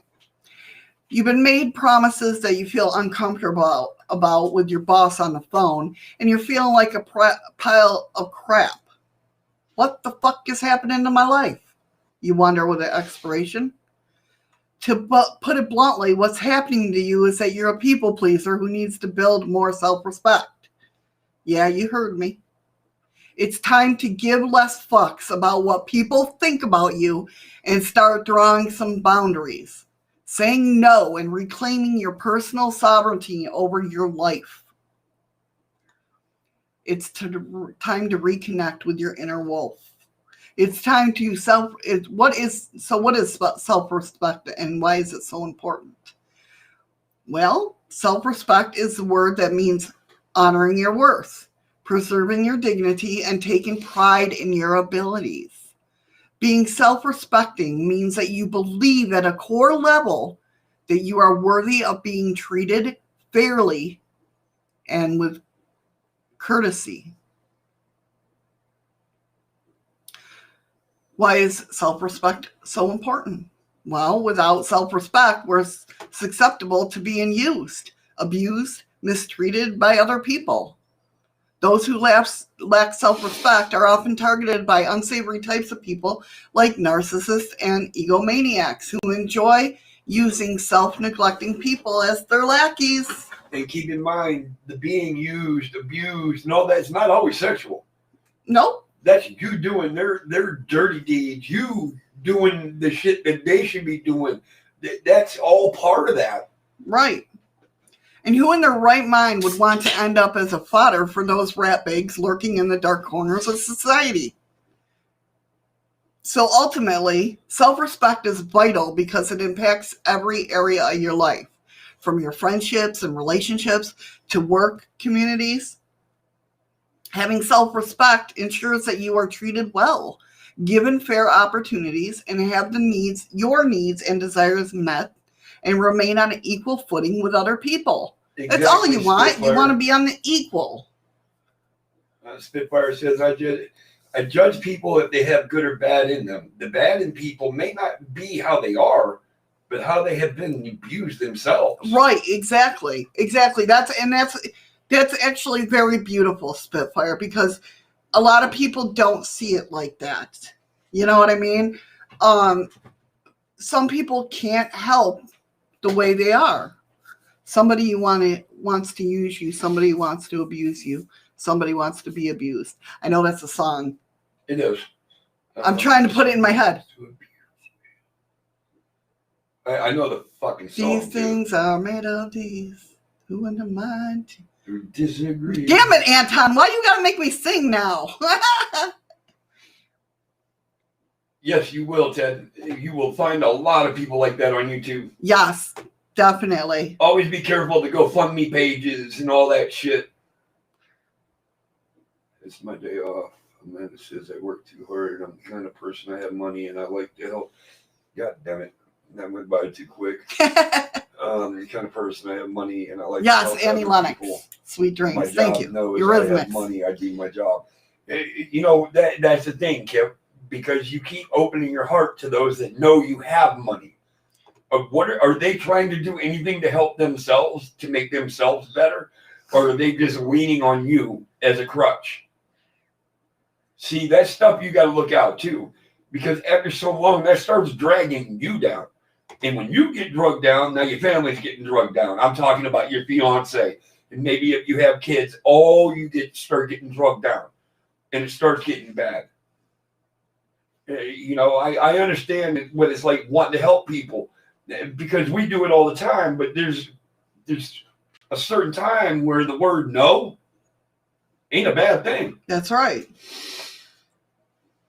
So with no self-respect, you are prone to excessive self-sacrifice, letting yourself be walked on, be walked over, and used, abandoning your true self and authentic needs, giving up on your dreams, and other forms of self-abuse. So some examples of self-respect. Sometimes it can help if you have a clear picture of what self-respect looks like. So it's not so cerebral. Cerebral. Let's look at some examples of self-respect. Refusing to be spoken to in an offensive way because you know you deserve to be treated well. Oh, and I'm that way. Mm-hmm. I am so guilty of that. Yes, you are. Do not raise your voice to me. Do not give me a stink eye. You want to talk to me, you talk to me like a man, and I will talk to you with the same respect. Yep. Cutting ties with a friend who is lazy and untrustworthy because you know you are worthy of having a defendable friend. Been there, done that. Setting strong boundaries around people who are energy vampires because you want to preserve your energy and not have it stolen. I'm big on that. I'm still having problems deciphering who them people are. But I'm learning. Yeah, you are. You've come a long way. I am big on that. I will not deal with anybody. I will walk away if I feel that they're a psychic vampire. There's a lot of times now where Shadows now out having a cigarette, and somebody will walk out, and I don't look at them as anything else but another person. But then that look in Missy's eye tells me immediately, we're done with this cigarette. We're out of here. Yep. I will not. I've been around it too much, and being an empath, it hits me totally quick, but I enough of it is just, I don't want to deal with it anymore. I've been dragged through it, all my life, and try to be the nice person of, hi, how you doing? You know what I mean? The small talk. Like now that I've done all this work around myself, like small talk is I like small talk, but I can only put up with it for so long. If that makes sense. I know that sounds very rude, but it's one of those boundaries that I put up. And all of you guys, got great positive points on walking definitely in the right direction. But you say it, but you have to walk it too. It came, and you made a point about borrowing money, people borrowing money until it came down to the fact where he had to chase people down for his payment. I went through that with that one guy from Safeway. Yeah. Even though it was $5, it's a month and a half later. I need that $5. Right. But if I got to borrow, like I got a couple of good friends I can go to and say, hey, can I get $20 until tomorrow when our paycheck comes in?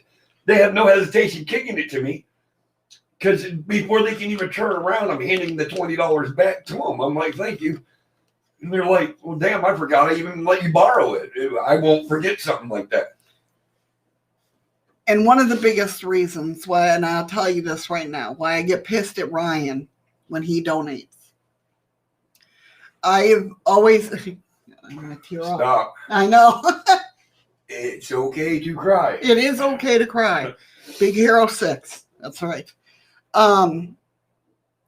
He knows when we need money. And it's very, very, very rare. It's very rare.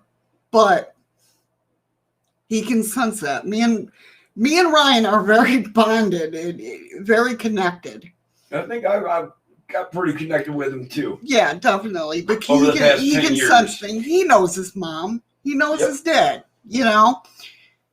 So that's his way of saying, I know you won't ask me because a long time ago I vowed never to take money from my kids. And that's why he'll show up and all of a sudden he's donating 30 copies and he's buying all this shit, and because he knows we won't ask for his help.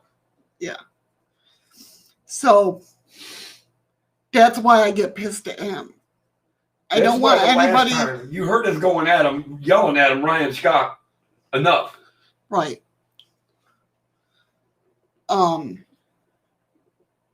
But I just don't want anybody, to think that I know his intent. I know what he, it's hard to explain, but he tries to play it off like he's just trying to help the channel.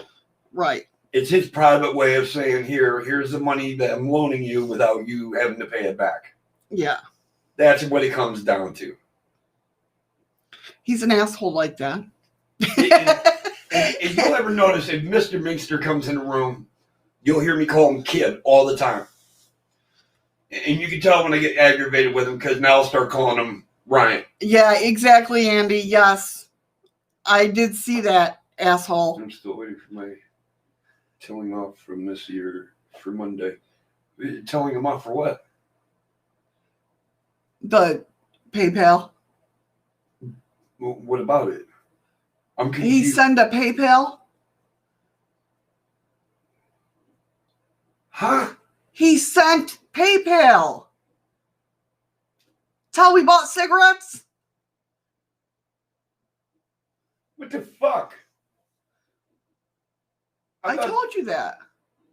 No, because the way you explain shit sometimes is confusing because the purchase was just made. You're supposed to... shit, now you're going to get told off by Eddie. Yeah. See, because I thought all that shit was supposed to be sent back to him, that... Oh, yeah, that is, but he sent money to PayPal. Yeah. He donated. You're a dick. Andy says, Missy, just club him.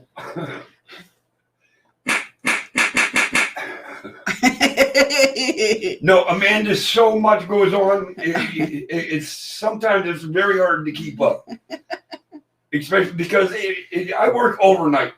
So by the time I go to bed, she'll be on the computer. I don't know what happens, what goes on, and then when I wake up, I'm going to work. So, but it's tough because our hours are. This is the most we spend. Because what? Andy, you're still one of my best friends, brother. But our usually after the show, I go and lay down or watch TV for a little bit. I'll be sitting here for about another 2-3 hours. Yeah, he does his thing here, and she'll be waking up, and I'll be laying down, and then I'll get up and I'll go to work. And...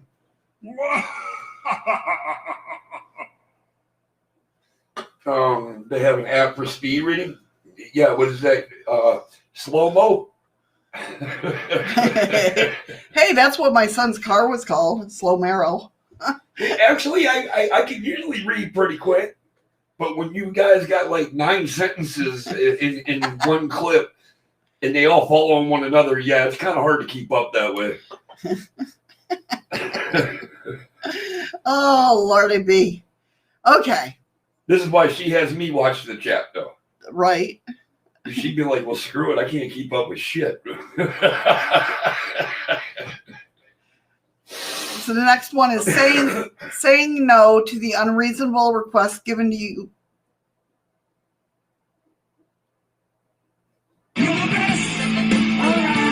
It's hard to hear your voice. You're the best. Oh, man. You know what? Thank you, Nicole. Kip, cover her up, make her sweat it out, make her some chicken noodle soup, and give her a hot toddy, goddamn. He got that through. Or Nicole, that was Nicole. That was Nicole. That was Nicole that got that through. It didn't scare me, but... Right. Excuse me. Oh, my God. But it was her that snuck that through. So, saying no to unreasonable requests given by your child or family member because you respect your limits. Having clear rules in your relationship, as such as no lying, because you deserve to have an honest partner. Refusing to settle for less in business deals because you know the worth of your work. Not compromising your deepest values in favor of social acceptance. This list is by no means exhaustive, but I hope you get the idea. No, Amanda, I would have had no idea he had to fucking teleport. You all didn't say that you guys weren't in the same goddamn location. Not a friggin' mind. I'm not a medium or a goddamn mind reader.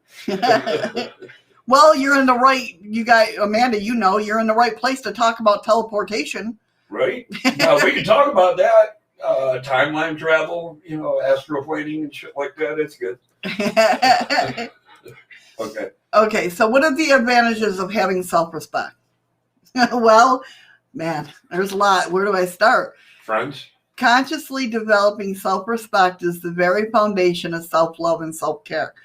Here you have some advantages of here are some advantages of having self-respect. You honor your needs, desires, and values. You feel empowered to say no and draw boundaries.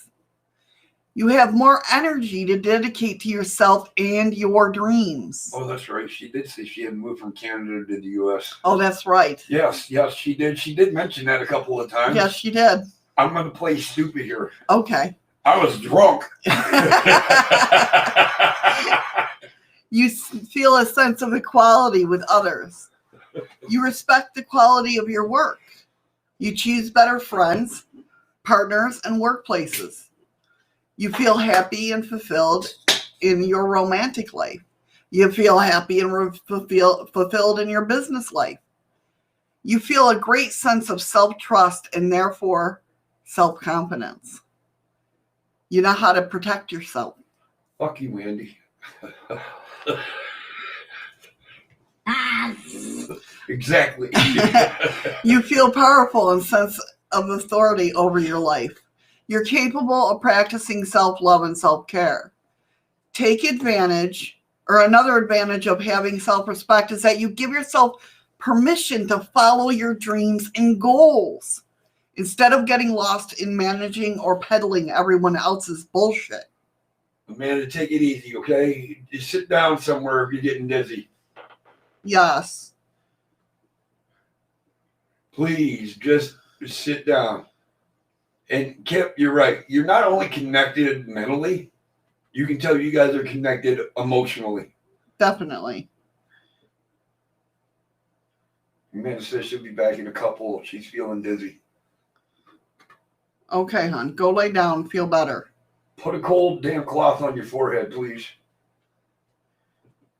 So now doesn't that sound like a big sigh of relief? If you could do what you wanted in your life. That's why my biggest question to everybody is, if you had all the money in the world and all the time in the world, what would you do? My stupid ass would help everybody else out. Right, they wouldn't need it because they all have, if everybody had all the money in the So world. you're talking about if everybody had the same amount of money. Yep, we're all taken care of. We all had the same kind of love, the same kind of amount. Then what is there to do? What would you do for you? What would you want to, would you want to go back to college? Would you want to, what would you do? No, I'm too old to go back there. Well, no, that's bullshit because Yeah. I seen a fucking woman, 98 years old, graduate college. Patrick said sleep. You have to get up and do things. I would want to go to culinary art school. Okay. All right. I mean, as long as I've been a cook, Right. I'd love to go to culinary. I would actually love to wear a Michelin star. Sit at the beach watching waves come in. Beautiful. Buy land in the country and start a yarn farm. That's awesome. Live in the UK. Right, Nicole? Definitely. Those are all beautiful things. That would be me, though. Heather said travel. I would definitely go to culinary arts. Kip said fight cancer, fight breast cancer, make sure everybody had a cure for a disease. Beautiful. Who would want to work in the shops or drive the truck delivering food? I would. You know why? Because I wouldn't have to worry about anything. It's just, the customer service in me. Spitfire, you don't need better equipment to get your channel going. That's something you just need to talk to Shadows off on the side. She knows how to do that shit. My channel, I ain't got nothing special. I got a camera, a microphone, and that's it. And with Andy's help as a co-host, I think my channel does pretty damn good. Our channel does pretty damn good. Here we go, the eyes and the we. See, you guys started that shit. But yeah, no, you don't need expensive equipment and everything to get your shit going. More paranormal about there you go, yeah. Nicole said archaeology studying. Very cool. Buy an island, someone have to worry about the mess going on in the world, definitely. Actually, there is an island up for sale. I just read about it not too long ago. Okay, well, you can still stream that way. I can understand that though, Spitfire. I you know, a laptop, it's hard. It's very hard. No, I'm not saying it ain't hard. What we need to do is we need to get a hold of his page. We need to send up GoFundMe. Let's get him a fucking desktop with a camera and a microphone. I hope it is. Patrick's like, I'll come visit if the island's haunted. That's what I said. He says, is the island haunted? I said, I hope it is.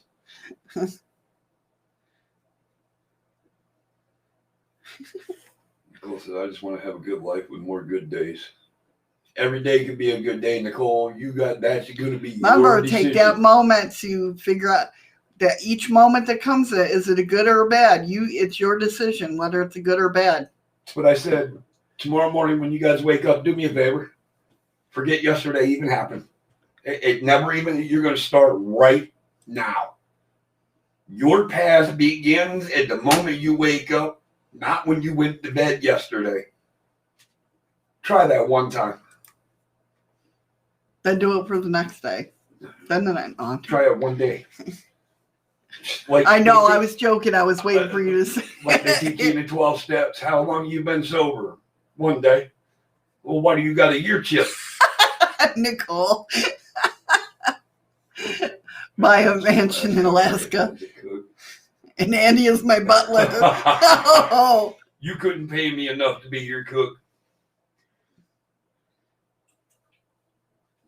That. Ted, if you're taking off, have a great day, buddy. Take care, Ted.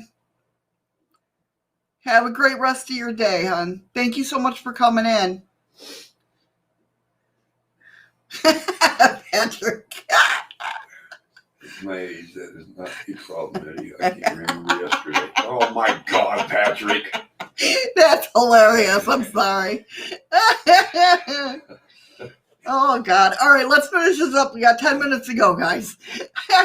So when we lack self-respect, it's like the fire within us has been dimmed. No. Hold on.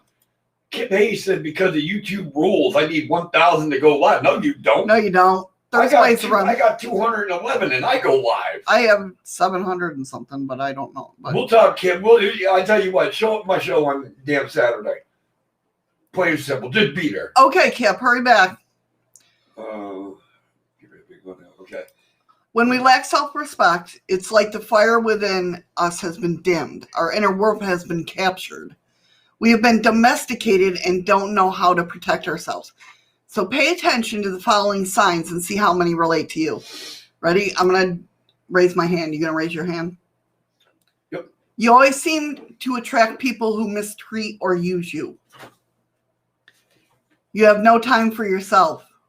That can ride. Yeah. You feel exhausted most of the time due to your commitments to others.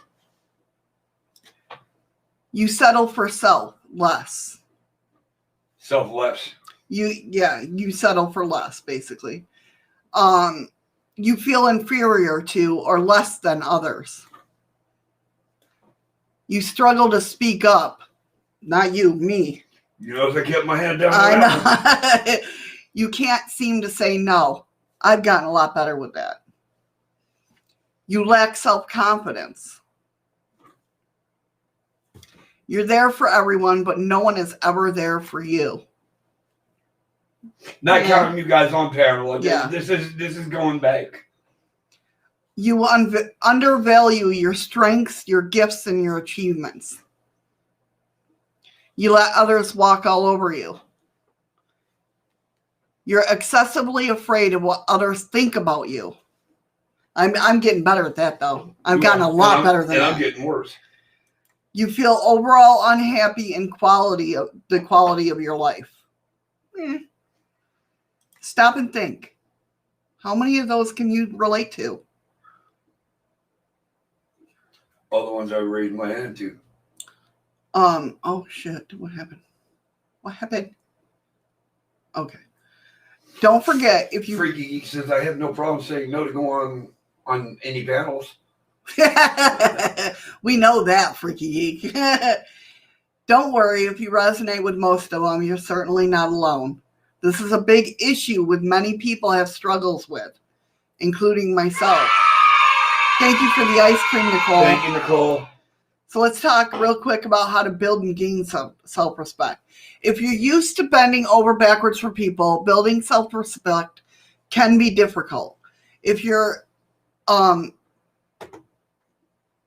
used to being obsessing over others' feelings, thoughts about yourself, or let's try that again. If you are always obsessing over others' feelings, thoughts about you, gaining self-respect will also be hard. Furthermore, if you've been conditioned in a family or culture to put your needs last, self-respect.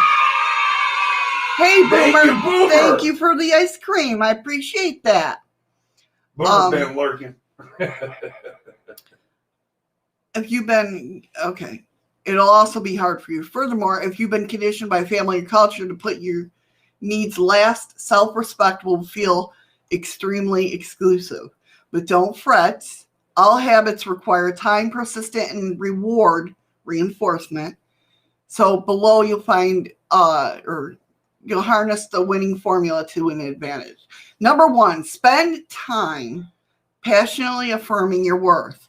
Your inner dialogue, the voice constantly chattering in your brain, has tremendous power.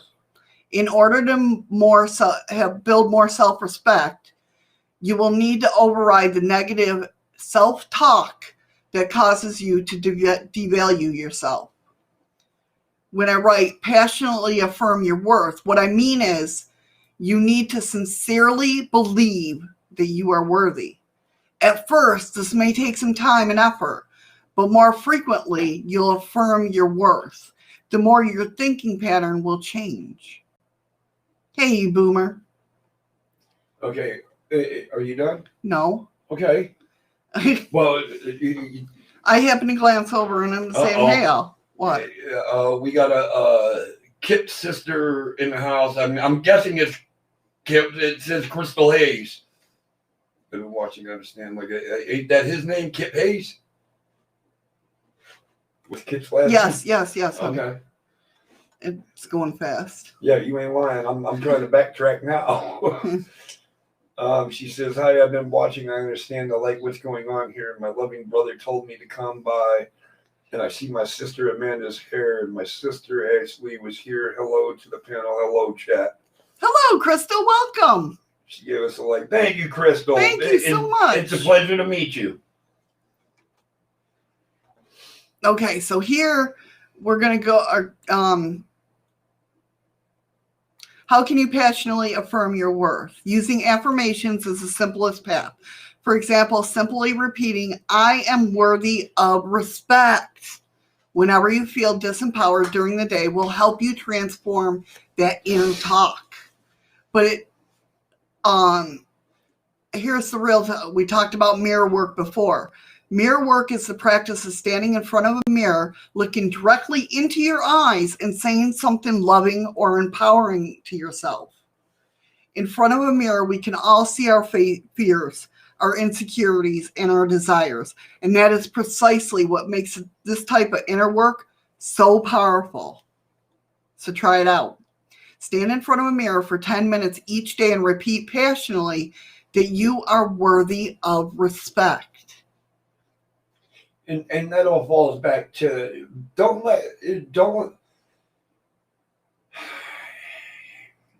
let somebody's voice intimidate you into submission. Right. I'm not saying verbally get into an argument with them. I'm not saying to attack them. There's no saying kill them with kindness. Start out that way. I do that all the time. Do I not? Yes, you do. But assert yourself to let them know you will not disrespect me in that manner. Like I said earlier, if you're going to speak to me, you're going to speak to me like a man or a woman, and I will respect the same fact and treat you the same way. When they say respect is given, no, it's not. Respect is earned. If you want my respect, you better show me. All right, Boomer. Take care, hon. Have a good one, Boomer. Sleep well. Rest easy. So when you're doing, are you done, honey? I'm sorry. Yeah. When you're doing Even if I wasn't. well, what? No, I'm just Asshole. When you're doing mirror work, you may also want to adjust your body posture. Do this, go into a confidence stance.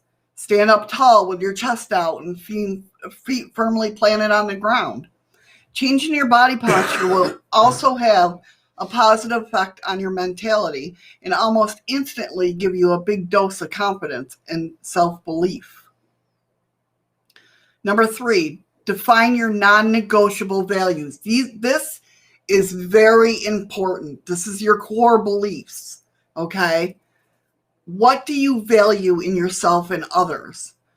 What are you absolutely not willing to drop, abandon, or compromise deep down?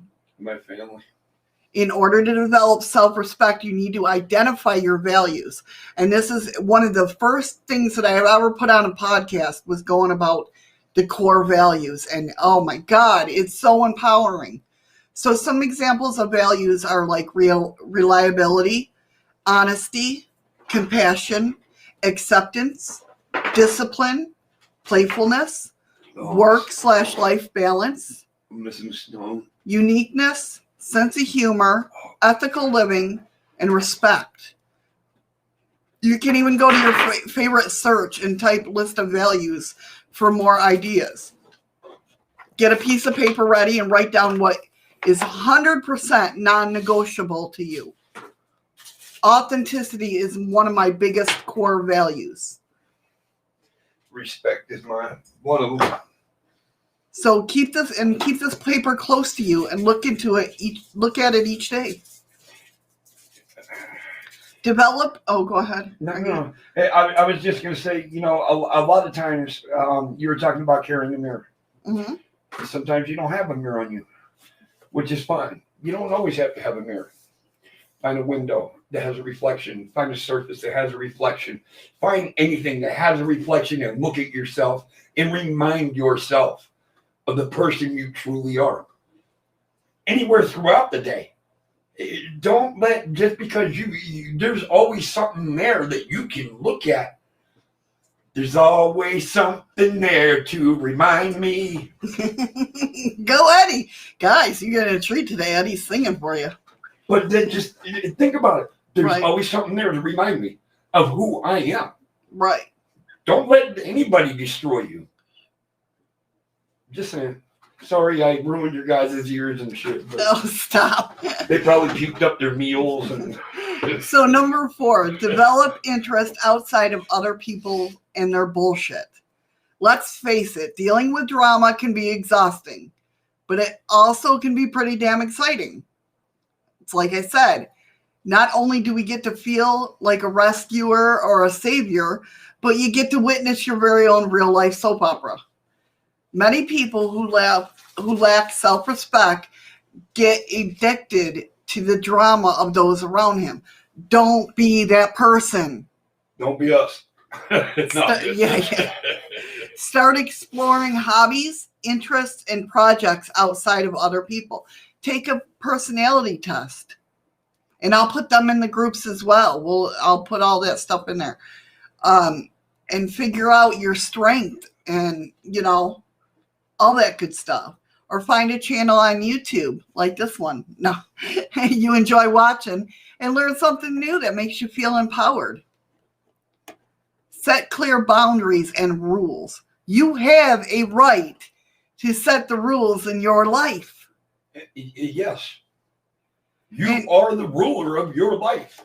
And I know the word rules may sound like more overly authoritative or, reminiscent of old school headmasters. No, rules is another word for boundaries. Right. But rules are basically perimeters. Rules define what you will and will not do and what others can and cannot do around you. Without rules, life is chaos. God blessed chaos. I'm back in the house. Yeah, buddy. Without rules, others can walk all over you without blinking an eye. Do you think they really care? The best way to set clear rules, the basis of a strong, healthy boundary, is to pay attention to your feelings. If you struggle to identify how you feel, pay attention to your body. I can't stress that enough, guys. Does your stomach feel queasy when your colleague asks you to put in extra hours, even though you promised to spend more time with your kids? Guilt. Or, if you if so, say politely and draw a line. If you have a self-respecting plan, even make a...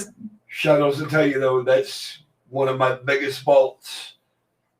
That if I'm asked to stay to work later, right, even though we have plans, I got to try to explain to Shadows that we're going to have to put it off for a little bit. And I got to get better at that. Because it's always work. And I know it should be family, but even if they persist, make a plan B or C in your head. Because that's even write it down. Double points. Nice try, Freaky. I caught you. Even if you write it down, it'll be in the back of your mind to use that, But people would think I don't understand here, too. During the wintertime, if you can grab overtime, you need to grab overtime. Well, yeah, definitely. And it sucks because when summer comes, I'm hardly going to see her. Or do you get intense headaches every time you talk to a certain person? If so, limit your contact with them. Crystal, it's not that we're talking about rules to follow. We're talking about how you open up yourself to be a better you. Forget your negativity. Rules. Yeah. Your rules for your life. Boundaries. Yes, God has rules. Absolutely. And the only way you're truly going to follow his rules is when you open up yourself to follow your own rules. Patrick, my cat thinks she's the boss, and she's right. Most cats are. Yes. The boundaries of your rules of your life. You're going to let everybody walk all over you because you don't want to have rules? Yeah, it's not a religious thing. No, not at all. Number 6, don't undersell yourself. If you struggle to identify the worth of your time, energy, creation, or products, do some research. Research those in your field and look for a handful of people you admire. Have a conversation with them, follow them on social media, or look at their website if they have one. That's if you look up to somebody, Exactly. Andy's like, I live my life by my own rules. I stay true to my own rules, and life it's a core values. Definitely. Not only does it become better, it becomes easier. Mm-hmm. Exactly. If you struggle with imposter syndrome, which it can happen very easily, focus on doing some shadow work to help you explore the underlying core beliefs you have about yourself. In terms of relationships, make a conscious effort to put your best foot forward. Look for the qualities you like and most in yourself and highlight those.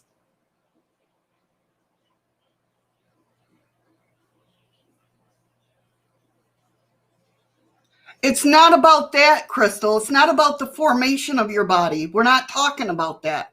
We're talking about if you struggle with, you have to understand, if you struggle with depression and anxiety and stuff like that, like most of us in here have, it's not about the bore. Listen, I have a, look up my niece, Lisa Volks, on my Facebook. Believe me, you want to talk about a chick bench pressing? Look at her. She's also a tattoo artist and runs a gym.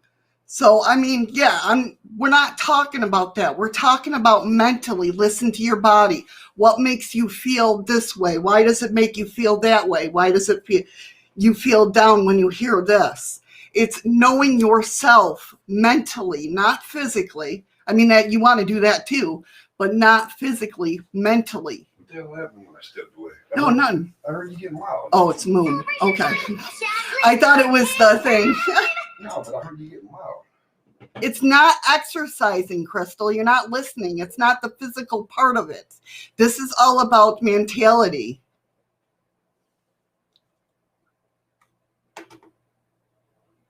Okay. And do her exercise before she starts her day. Yes, welcome back, Eddie. Well, thank you, Heather. I'm trying to catch up now. That's what I thought. I thought this was a brain mental exercise. This is knowing yourself. Not a physical exercise. Right. I did get ready for a jump, Freaky Geek. I saw the eye or the exclamation point, and I was like, oh, shit. It normally grows. We're talking about the brain, not the body. Yeah. I had PTSD and no depression and anxiety. I know it too, Patrick. I know. That's why we're here. That's why we support each other. And there's times where, Misty will tell you, I won't curl up into a ball, but I'll go quiet. Right. Thank you, Freaky. All right. So in terms of relationships, make a conscious effort to put your best foot forward. Look for qualities you like the most in yourself and highlight those. Don't undersell yourself by connecting with those who don't fully resonate with you. Would you prefer to be happy with yourself but alone, or feel horrible about yourself and be in an unfulfilling relationship? I'd rather be happy being alone. Right. Those who respect themselves prefer to wait until the right person comes along rather than throw themselves to anyone that looks their way. All right, Andy, hurry back. Hurry back, Andy. Practice self-care religiously. When I say religiously, I mean frequently and routinely every day. To practice self-care means to see your needs as worthy as paying attention to. You are worthy. We pay attention to everybody else. Pay attention to yourself as well. Do you know why your body gets weak? Why you get tired? Why you feel lethargic? Because you spend more energy on everybody around you than what you do on yourself. Right. And when you do that, you take all that energy from your body, so you don't want to do anything. Was that a good way to put it? That is a good way to put it. Nicole's like, of course, Andy will not get any coffee. Heather did. Yeah, Heather says, here's Nicole a coffee. Oh, that's sweet. Coming in here and seeing you guys and people in chat is good. I'm glad, Patrick. I'm really glad that coming in here helps you. Definitely. And I hope it helps everybody that comes in a room. Yes, we can cut the rug and break it loose sometimes, but we always get back on point. Yep. And a lot of times when we're breaking the carpet, we're still talking about the same thing. Just in a corny way, I guess. Easier way. Right. So to practice self-care means to see your needs as worthy of paying attention to. In other words, self-care is a form of self-respect. Nurture your body, heart, mind, and spirit. Eat the right foods, of course, get enough sleep, exercise, feed your mind with knowledge, and have daily spiritual practice if that's what you do. It's like some of us with PTSD, knowing and understanding our triggers. Right. I know, cut a rug. He's, I'm sorry, old. Amanda. I guess Crystal was just kind of misunderstanding the road we were going. It was nothing physical. It had nothing to do with the physical sense of the body. It was all emotional, mental. And I think there's just a huge misunderstanding. Yeah, it was just a misunderstanding. It wasn't about the physical body. It was about mentally. I think coming into it, the middle of it, She wasn't sure where we were at or what we were talking about. And exactly. We get that. We're not mad. No, not at all. Means. Everybody has an opinion. Definitely. And we value everybody's opinion. You know that. Yeah, and well, hopefully you know that. We're sorry, Crystal. If there was a misunderstanding, we definitely apologize. Absolutely 100%. Definitely. We didn't want you to think that you weren't welcome by any means. Oh, no, not at all. And I'm sorry if we misunderstood. But yeah, what we were talking about was emotional and yes. mentally.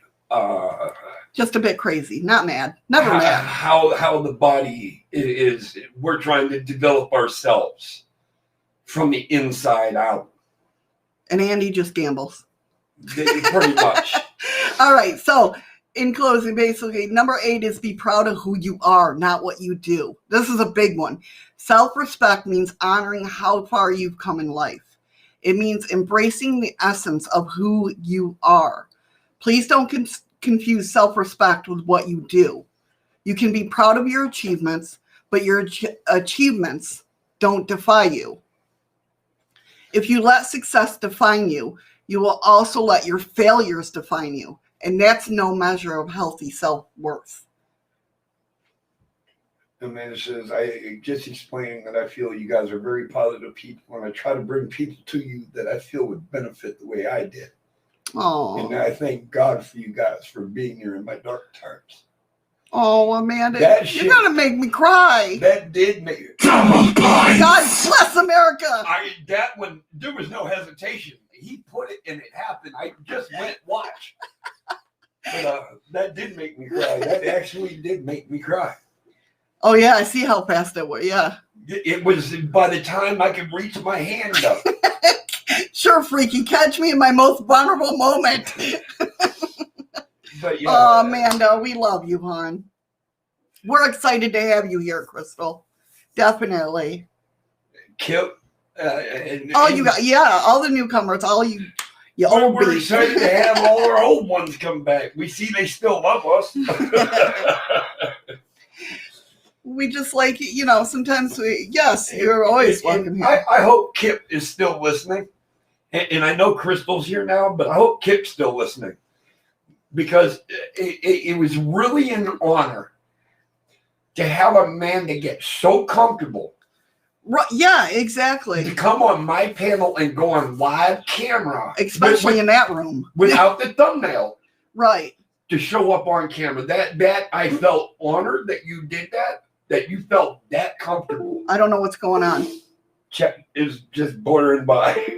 No, I'm not saying. My keyboard is going off and on. Do you hear it? Keep going. Blah, blah, yeah. Blah, blah, blah.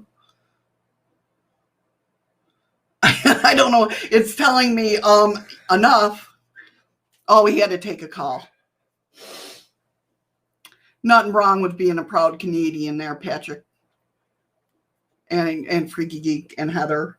We got a lot of Canadians here.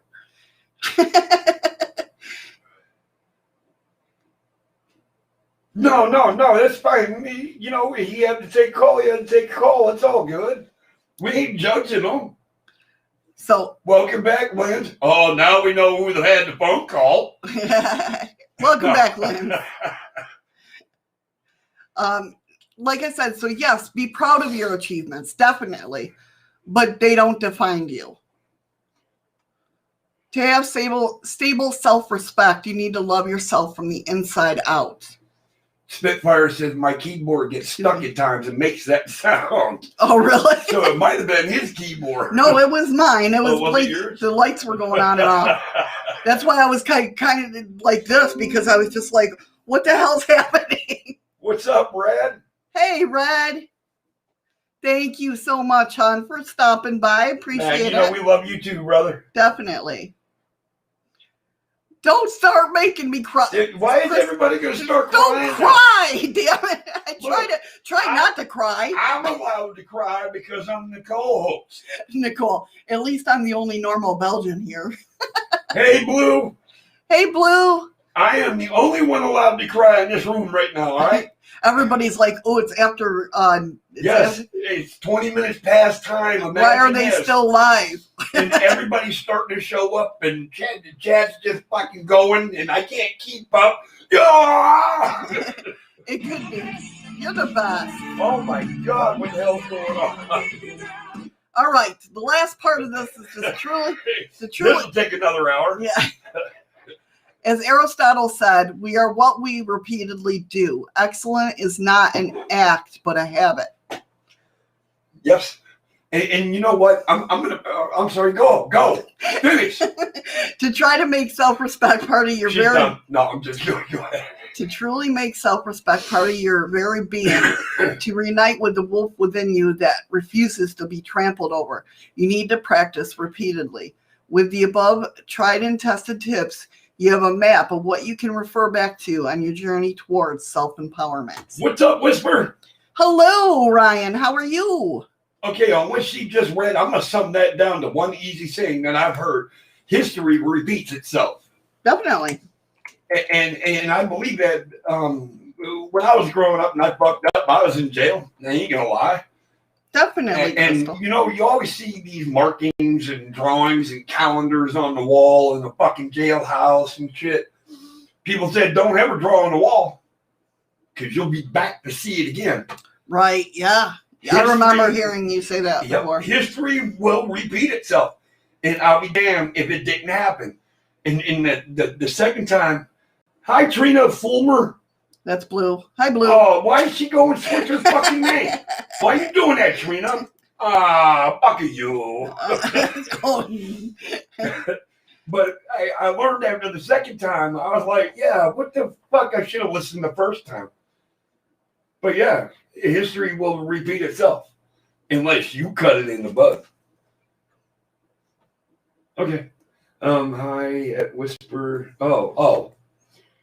I'm like, Jesus Christ, who the hell is that? I'm used to just saying Whisper. Right. Go ahead. I know I'm bothering you. No, you're not. You're not at all. I love hearing you talk about that. Oh, what the fuck? I know, right? All right, guys. It's that time. Remember, you got to double up because you haven't had a test in a couple of days. No. Or no, it opened yesterday. Yes, it did. Oh, yeah. Did you double? What? Did you double? No, I don't need to double. I doubled the other day. Okay. I doubled down the other day. I think you need to double. Whatever. See, as a co-host, you don't listen to me, so. Thank you for the lemons. Even though I didn't catch him, it didn't bother me. Right. I don't know why. All right, guys. With that being said, as she's getting ready to roll credits, this is where I want to say hugs to the ladies, fist bumps to the gentlemen.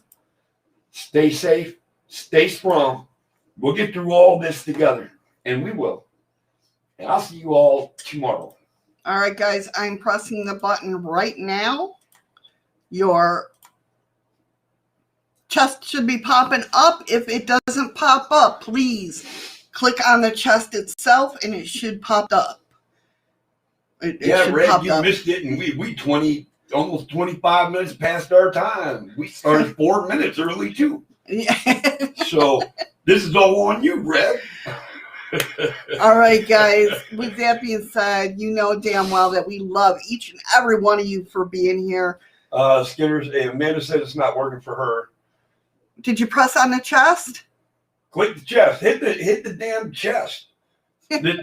When she says wait for the chest to open, don't wait for that damn thing to open. Get over there and just start clicking on the goddamn No, thing. Freaky said it didn't open again. Freaky didn't know it didn't open Yeah, for it him didn't. either.